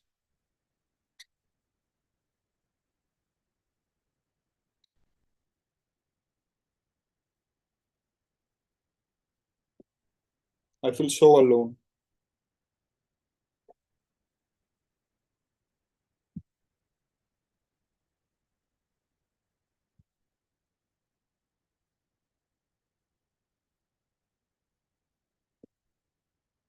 Okay, so this is some of the photos I selected to present, and this is a pre-form of the book. There is a color change from white to black through yellow happening on the first chapter. And there is also another change. The second chapter is only black. And the third chapter, which is the Edgars or aftermath, it's from black to white again. Some words about my project, more details. Actaeon is divided in three parts like an ancient Greek tragedy, Ivris, Nemesis, Thesis. Ivris is my before, the time before the trauma. Most photos of this part is from my parents' archive and my family background. Chose to select many photos from my parents' archive because I started using photography as a medium to express myself and heal my trauma. Also because I had a feeling that in every life situation there is color behind it, a feeling that was created during my childhood. I wanted to place images that represent that inner feeling. Ivris was the era that anything was possible. Like Actaeon, who had everything he wanted, I thought that at the end I could achieve anything, that there is nothing that could keep me away from my aims. It was like living life, but from a distance, where everything could be done and impact would only make me more experienced and more mature. Until I chose to be with somewhere that it was at the end wrong. I couldn't believe how someone could completely lose his friends, his aims, his beliefs, and in the end, even himself. The red flags were everywhere, but I was feeling like a driver with no speed limit, knowing that my car will crash, but at the same time, speeding and drinking without any remorse. And I crashed. After a year, I crashed. This was the era of Nemesis.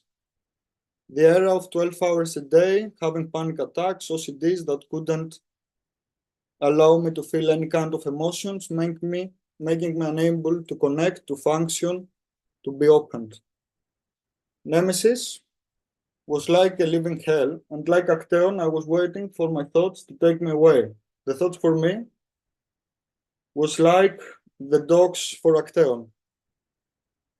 No land would hold me, no friends, even my girlfriend was trying a lot to be with me, to stay by my side. I was feeling like a rock. I just wanted to hit the bottom.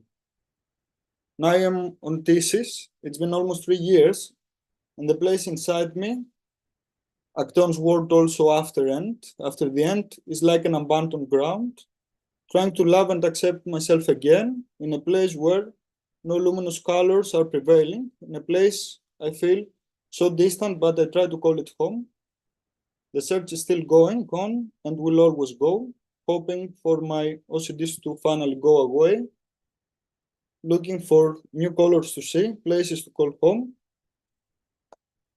And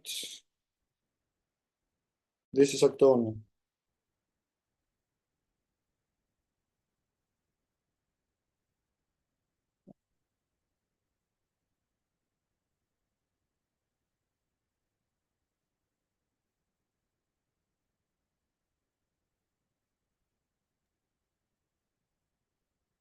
Thanks, Odysseas.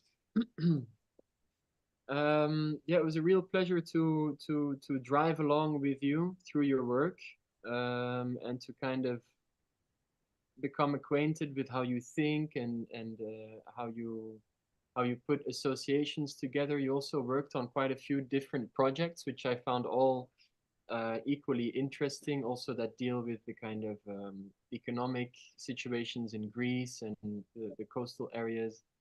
And then eventually you put it together in this wonderful book structure, which I think is a very kind of interesting and unique way that you've put it together in terms of like the way the images appear on the page, the different color gradations that happen throughout the book. And maybe it's interesting to mention or to talk a little bit more about your process of this first sketch for the book you've made, because I think there are a few things that you haven't mentioned yet that are quite interesting to.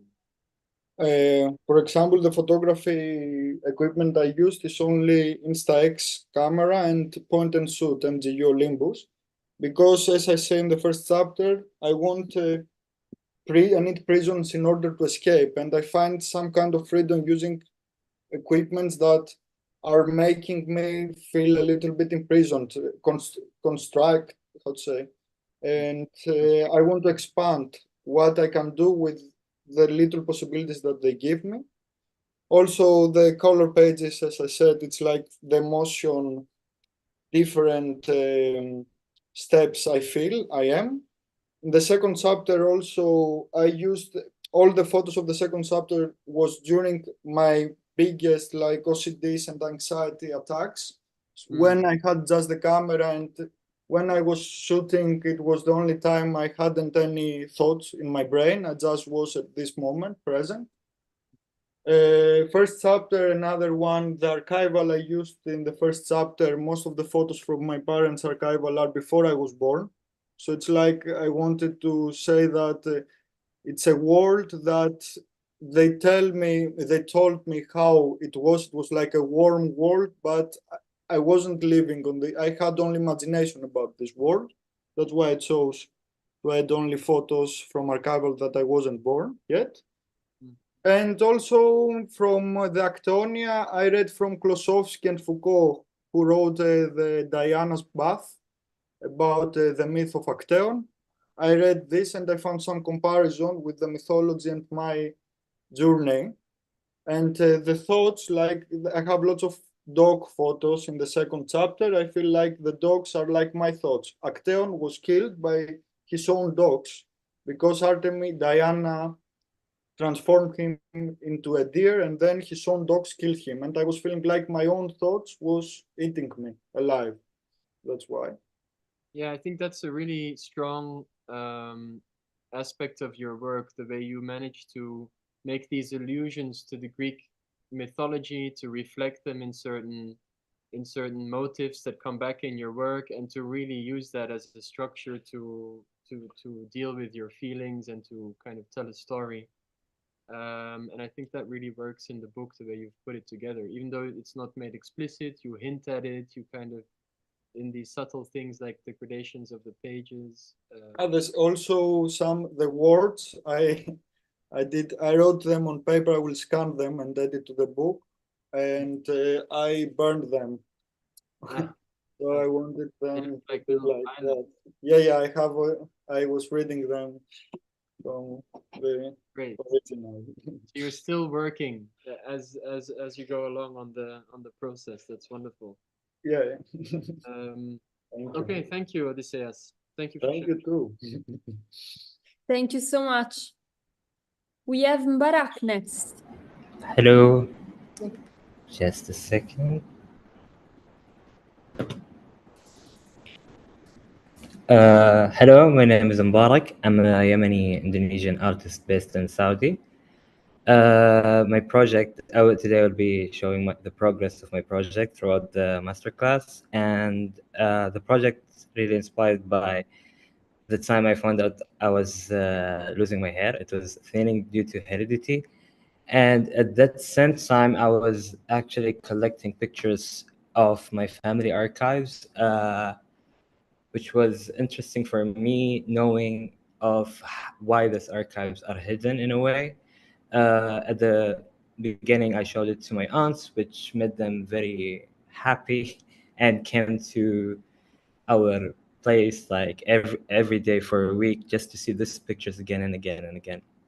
Until my uncle came, and we knew that most of the archives that he has of our family, of my father's family, has been burned due to the presence of my aunts, and mostly because of their hair. So I found it very weird at the time.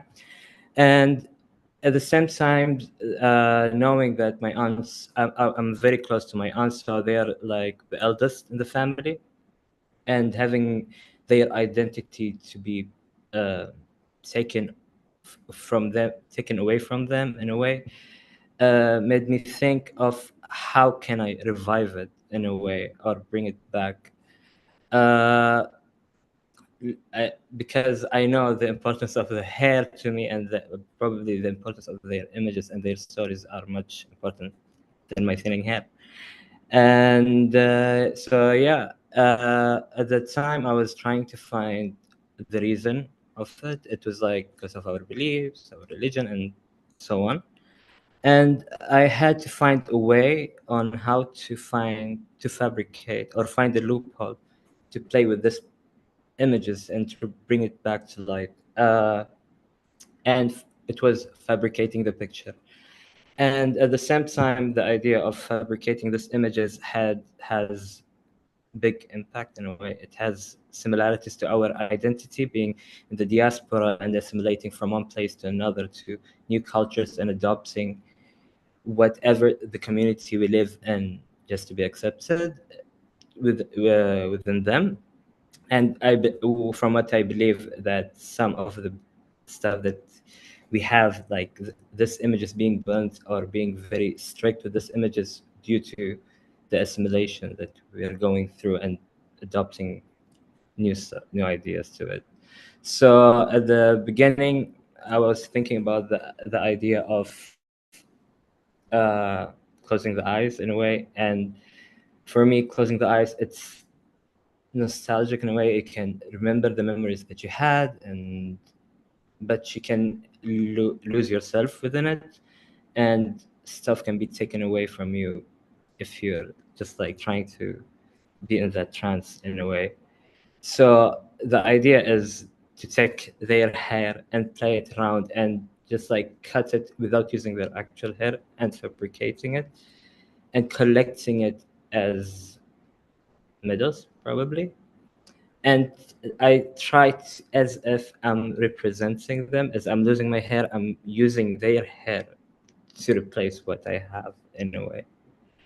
The story or the project was inspired by two of my aunts. They have a really love-hate relationship in a way, which you can see you can tell which one of them is my aunt, that they're having this relationship, and at the same time you don't know whether the pictures are fabricated or not. And I feel like that's the thing with their stories. There is always a gap that says that we can't tell whether it's real or not, due of them as well trying to hide stuff from the next generation, which is us in a way.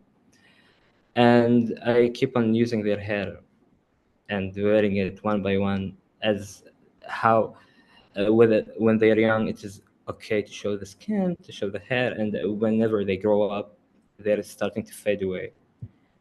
Yeah, this is a bit of my hair thinning from the top, and I'm still like collecting the hair and cutting it and taking a picture of it and playing around with it. And this is like the siblings, my father and his sisters. And that's the thing, they have adopted they have adopted this this love for films and art and music, but at the same time they are just throwing away their identities due to certain things that they believe in. And yeah, so this is like part of the collection that I had of the hairs that I found, and it is a way, you know, for me to find who has the archives and how can I revive them all. And this is just like the beginning of it. And this is the last picture from the thing. I showed it to my dad. He actually didn't know which one of his sister is due to the lack of images that we have of them. And we had to just like going back and trying to compare of which one is which, and finally we found each one, each sister, what's her name and everything. Like the hardest one were the youngest, the eldest one were easier to track, but the youngest were harder to find. And yeah, this is the progress that I'm in a way. Yeah. Shukran, Mbarak. How are you? Have fun. I'm good. How are you? Good, thank you. I'm really intrigued by so many layers in your work. I mean, obviously it's a work that really bridges the personal with the cultural and the traditional as well in a very interesting way.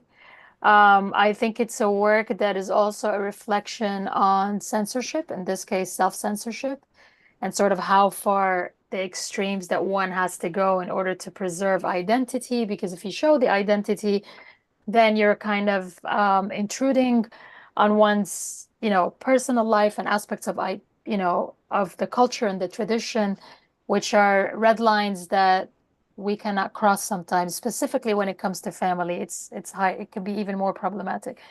So I really appreciate all the different explorations that you're doing. Some of them are like way too crazy. I'd love to hear so much more about them, but I think yeah, I'm so intrigued. And I think again, I feel like every time we meet and every time you talk, you're already going on a new exploration, which for me is quite exciting. But maybe you can talk a little bit, reflect on this idea of, as an artist, where we're supposed to work without boundaries, or at least we're told as artists, we have no boundaries to creativity. How do you work when there are boundaries to creativity, especially when they're so personal? And yeah, the lines are so defined, because if you cross them, you're going to upset the people closest to you. Exactly. For me, it's just like I can't upset them at the meantime. But with time, I feel like this project or this work that I'm doing, it will help to understand it in the future. Like I can't get the head today, but it will do justice in the future for the next generation in a way. So kind of you're working maybe towards 10 or 20 years ahead of time, where if they don't get it now, they're going to get it in the future. Exactly. In a way, yes. At the end of the day, we're not going to stay here for a long time. So it doesn't need to be hidden forever. Okay, well, that's cool. Well, thank you so much for sharing. I appreciate it. Thank and I you. appreciate that you showed us the process. We got to go on this journey with you and see what you've been doing so far, which, yeah, thank you. I would like to thank you as well. You and Max helped me a lot with the project. Thank you so much. Thank you so much, Mbarak. So the last presentation is by Marc Ressang. It is a pre-recorded presentation since unfortunately he couldn't be here now. So I am going to screen it. Please let me know if there's any technical issues on your side. Wait a second.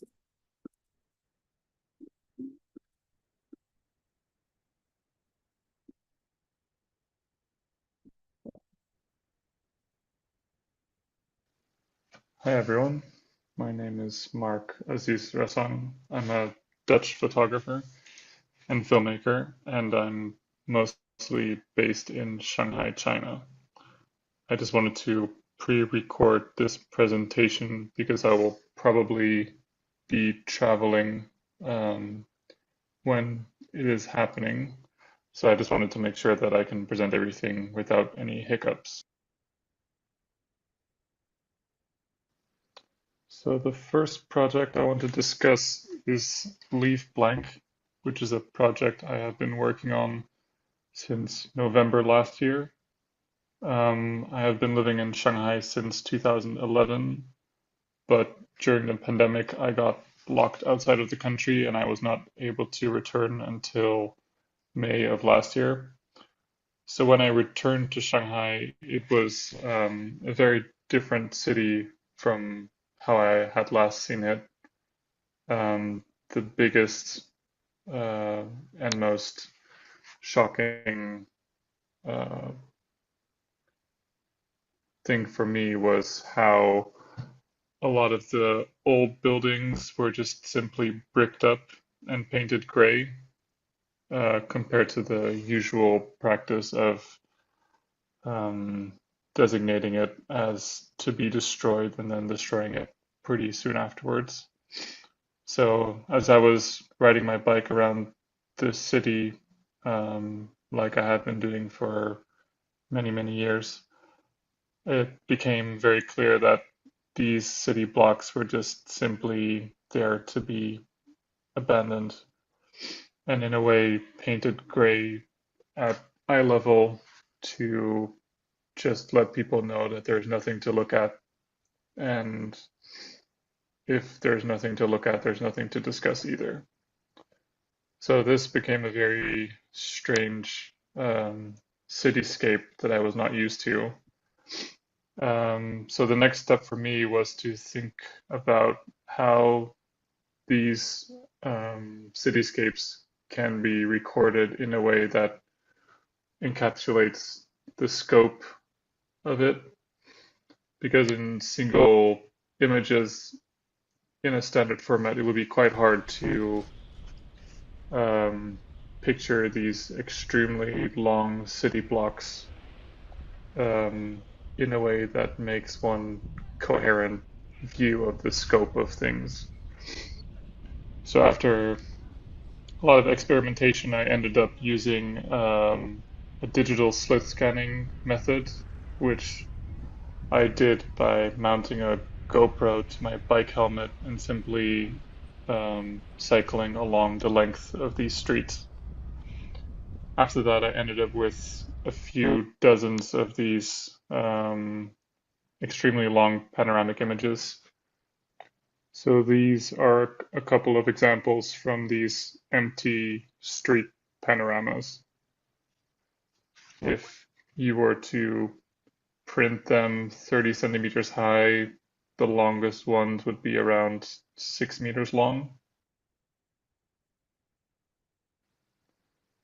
So in addition to these very long panoramas, I also wanted to zone in on the more individual houses that were bricked up and painted over, because a lot of them you could still see under the layers of paint and above eye level that there is a lot of characteristic imagery and signs of people that used to live there. So that became quite interesting, and I wanted to capture this in a square medium format.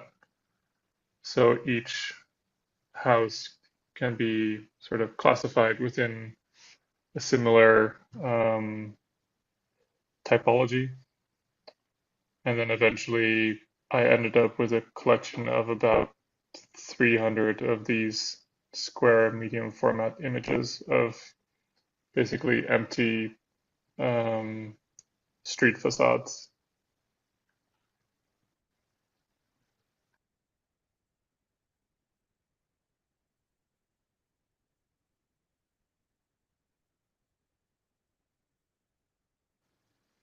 So these panoramic images and empty street facade square photos were due to be shown at a museum in Shanghai. And it was a relatively big show. But then 2 days before opening, I got word that the show had not been approved by the Ministry of Culture, which is the governing body which needs to approve all cultural shows on display in China. So the show being cancelled, I had to get back to the drawing board and figure out a way to at least do something with this notion of being not allowed to show my work in this way as is. But interestingly enough, when something was allowed to be painted on these blank walls, it was usually some image that related to a romanticized nostalgia about Shanghai.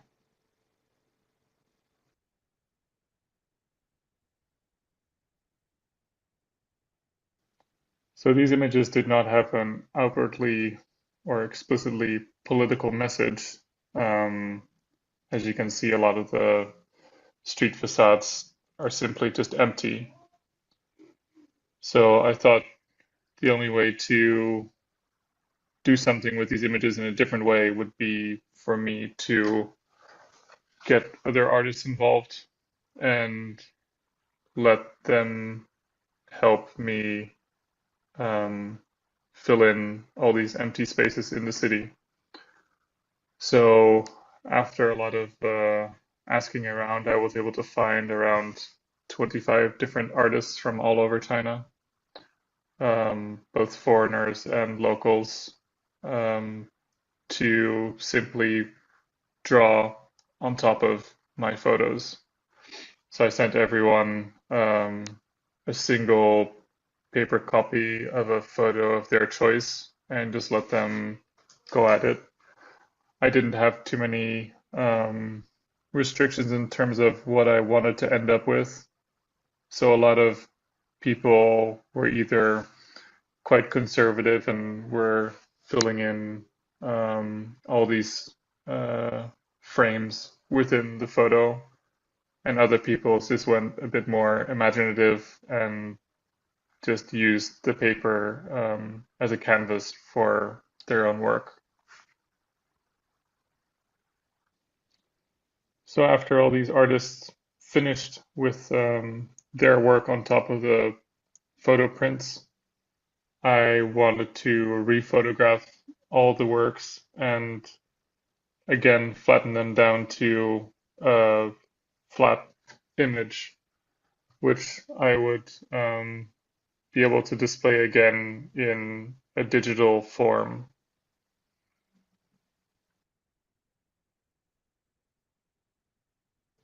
So besides working with these photo prints, I also wanted to explore some other methods of being able to subvert this idea of not being able to leave any physical marks on the walls themselves.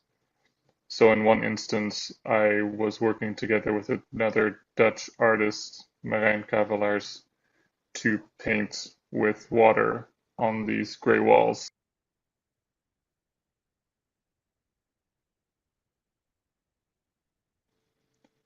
Or in another instance, working with shadows being projected onto these empty walls.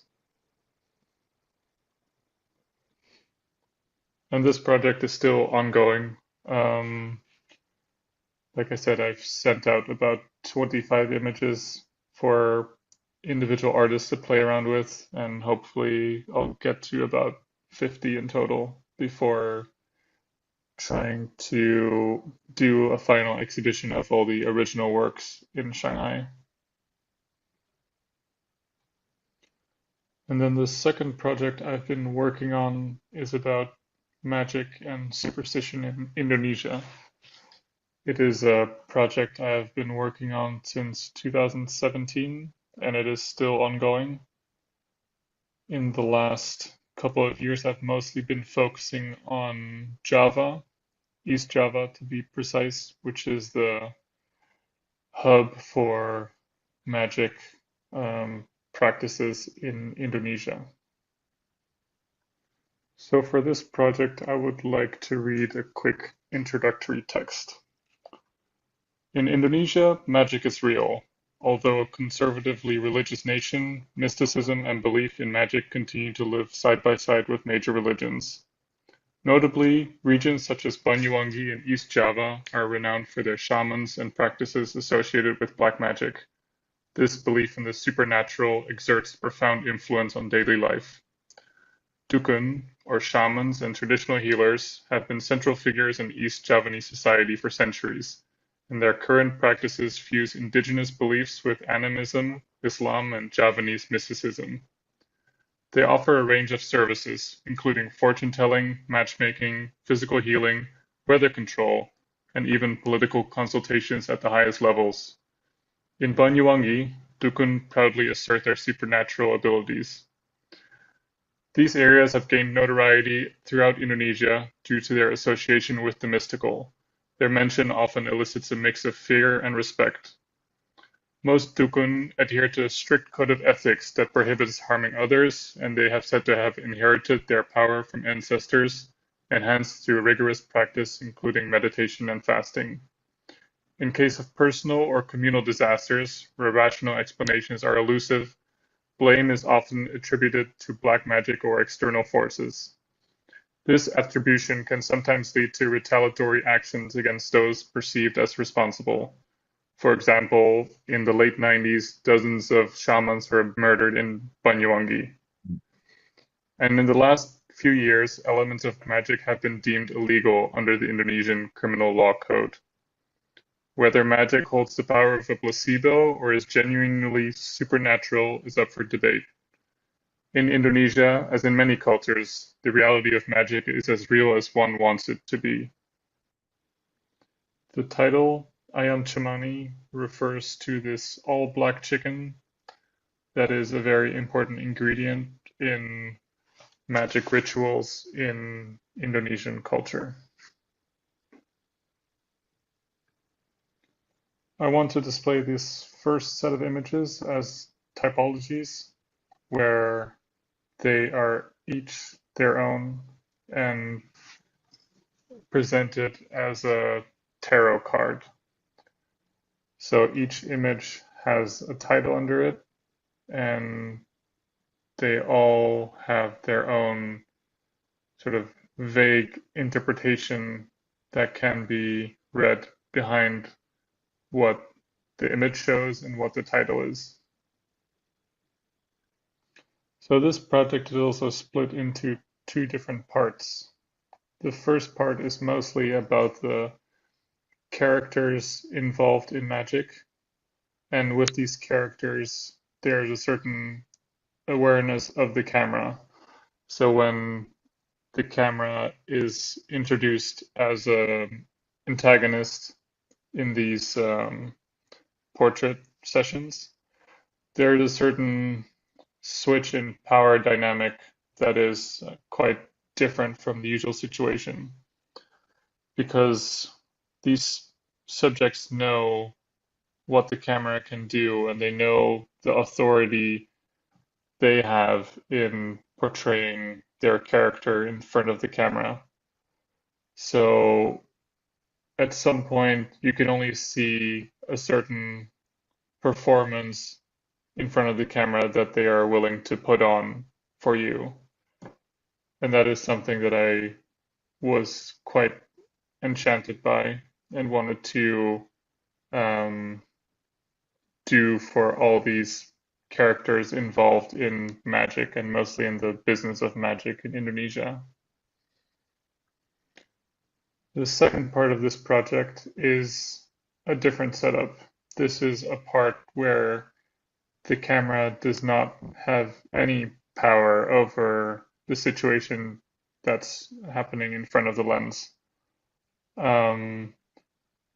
So in this way, I decided to use an infrared camera to capture a greater spectrum of light than cameras would normally see.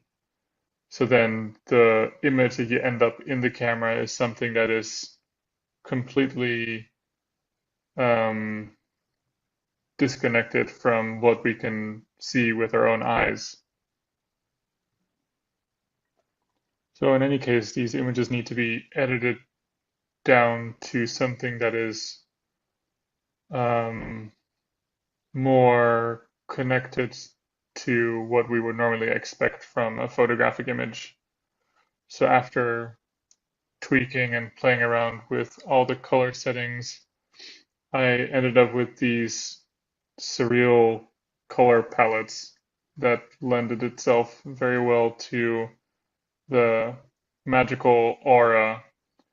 So all these images are more related to the places behind the magic.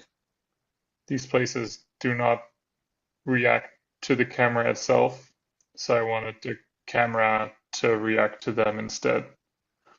In this case, I used an infrared camera and had to tweak all the color settings to at least approximate a certain color palette that would allow the viewer to see the real life object, but also to imagine a more surreal landscape in which these magical events might occur. So that's all for today. Thanks everyone for listening, and let me know if you have any questions.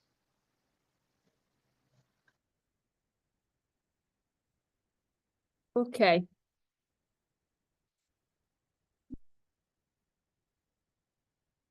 I think Satyadeep also joined us, luckily enough. Hi, Satyadeep. So if you are ready, you can present. It's going to be the last presentation. Am I audible? Yes, now yes.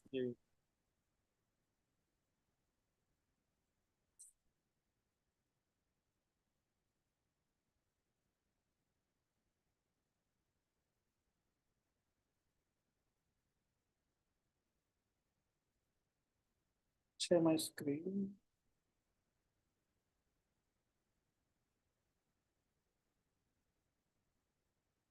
Is it visible?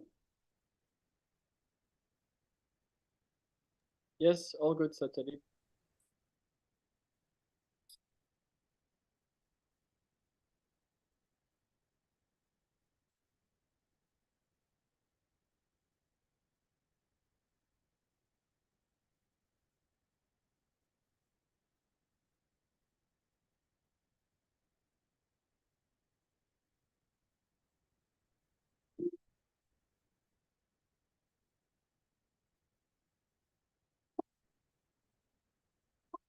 The Sangam, this project is Sangam, which in Sanskrit means Sangama, and the meaning of this word is confluence.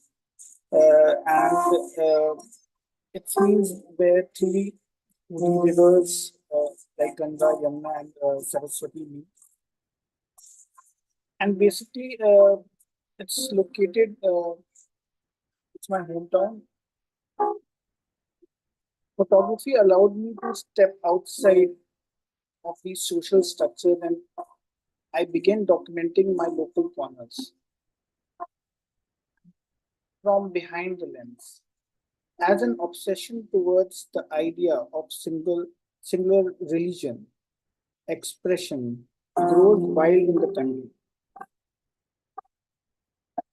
Sangam showcase the presence of multitude, sometimes in harmony, and often pushes each other away in routines. It's look at identity as own as well as burden, while you remain in constant state of ground.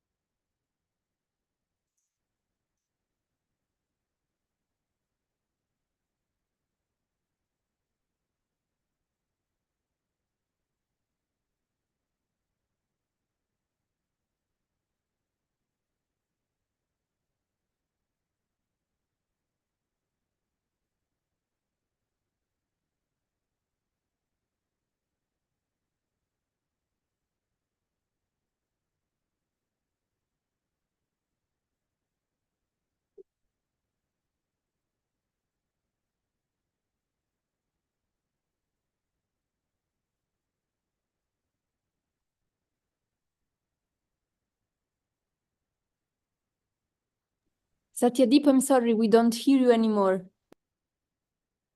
Yes, I'm not speaking. I'm just. Amazing, perfect. I was just checking. Thank you.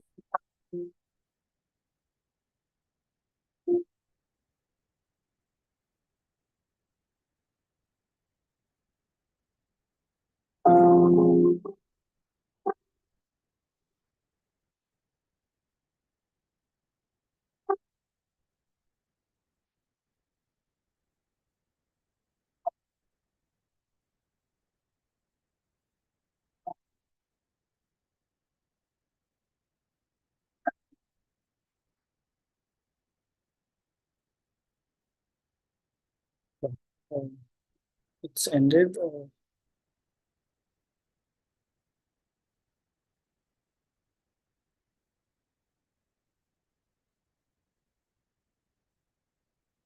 Should I stop sharing it?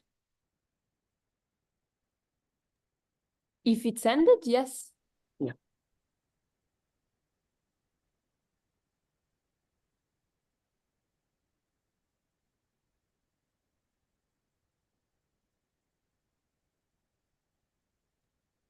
So nice you could make it, Satyadeep. I'm glad you presented your work, and it's been a real pleasure to work with you also over the past few months. The connection wasn't great, so I don't think we heard very clearly what you had to say about the work. But I think you make amazing photographs, and it's something that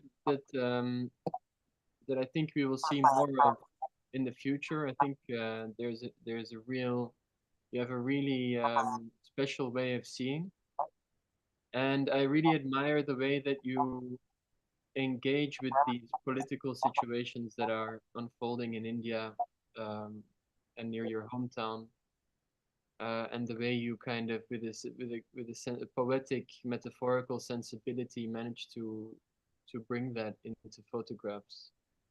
But I'm not sure if your connection is better now that you're not presenting, but maybe it could be interesting to say a little more about this entanglement between your family archive and that whole personal layer in the project, and what you're trying, and how it kind of fits in with the photographs that you make in your hometown. Yes, so this project was about. I was shooting about 4 years, 4 to 5 years I've spent it, and earlier I was not sure what was there, what was my objective. It's just that I was longing for. I was staying apart from my family, my hometown, right? So whenever I used to go in holidays, I used to shoot and all. So after sometimes when after COVID, right, and I was pretty as a photojournalist also. I was working, right, so it was constant. You can say constant to and fro with political statements, how things were changing and how people as our job also, right, getting constrained. So I thought, why not? I'm shooting personally, my personal stuffs, my personal landscape, my family, my surroundings, and all. So why not to tell story in this way, right? Right. Why not to take this approach rather than speaking to anything or objectifying any sort of thing, right? Then I came upon this, and it's a very interesting aspect that these places around me, right, are very, very, very religious places and all, right? So I come from a very diverse background, right? As my family have very inter-religious marriages and all. So I understand many sort of Hindu religion, Christianity, right, and Muslim aspects also, right. So then, so these are just a small, you can say, small subjects and small visual language which I was trying to represent in my story. But overall was how things are going forward, how our way of expression will change, right? Or way of seeing will change. You never know, right? Right, after a few years or after this election, or might be, right? So that's what, and this project, I think so. I'll keep on shooting, right? I'll keep on documenting stuff, which and that's it, right? That's is my small story, right? Thank you very much. Thanks so much, Satyadeep, and yeah, congratulations, and thanks to all of you. It was really amazing to listen to all of your presentation, not only today but throughout these 8 months. Yeah, I don't really know what to add, but I think it's been a really interesting journey for everyone. Of course, online it's not always easy, but at the same time, it's a great way to make connections that wouldn't exist in real life because of geography and so on. And I know what to add is that we have to do an exhibition together. So in November this year, there will be a show coming from this masterclass. We have to think what to do. It's not a matter of awarding the best work. It's a matter of doing something that makes sense for the overall program of PhMuseum Lab, and the festival PhMuseum Days. We are both keen to consider a collective exhibition that would be very nice. Maybe not of all the work because the space is not big enough, but to select a few work that can dialogue together, or to go for a solo show. We'll keep you posted, but also for the people who are listening us on YouTube, stay tuned, because there will be a final presentation of one or more work in November. And yeah, it's one of the 2 occasions for come visiting us in person, because we work online during the year, but in September this year is going to be 12-15. We have the festival, and in November there's going to be a show coming from this masterclass. And thank you really, Laura and Max, for the great work you've been doing. It's tough to follow like many work at the same time online, so with all the breaks and the distance, but I think you did a great job. And of course to all the participants, because I must admit that the level is very, very good, and it's an honor for us to have like a good photographer trusting the program, willing to work with us. And also, I have to say that lots of works really evolved a lot throughout the program. So it's great to see photographers and artists who really put effort to also benefit from this opportunity, which is not only benefiting from tutors, but also a lot from the exchange between all of you. So thanks so much. And I think we can wrap it up. Yeah, I don't know if Laura or Matt want to say something, but good. So if you want, guys, just stay in the Zoom room so that we can say goodbye in private. And I'm gonna end the live now. Thanks to everyone who watched. Ciao, ciao.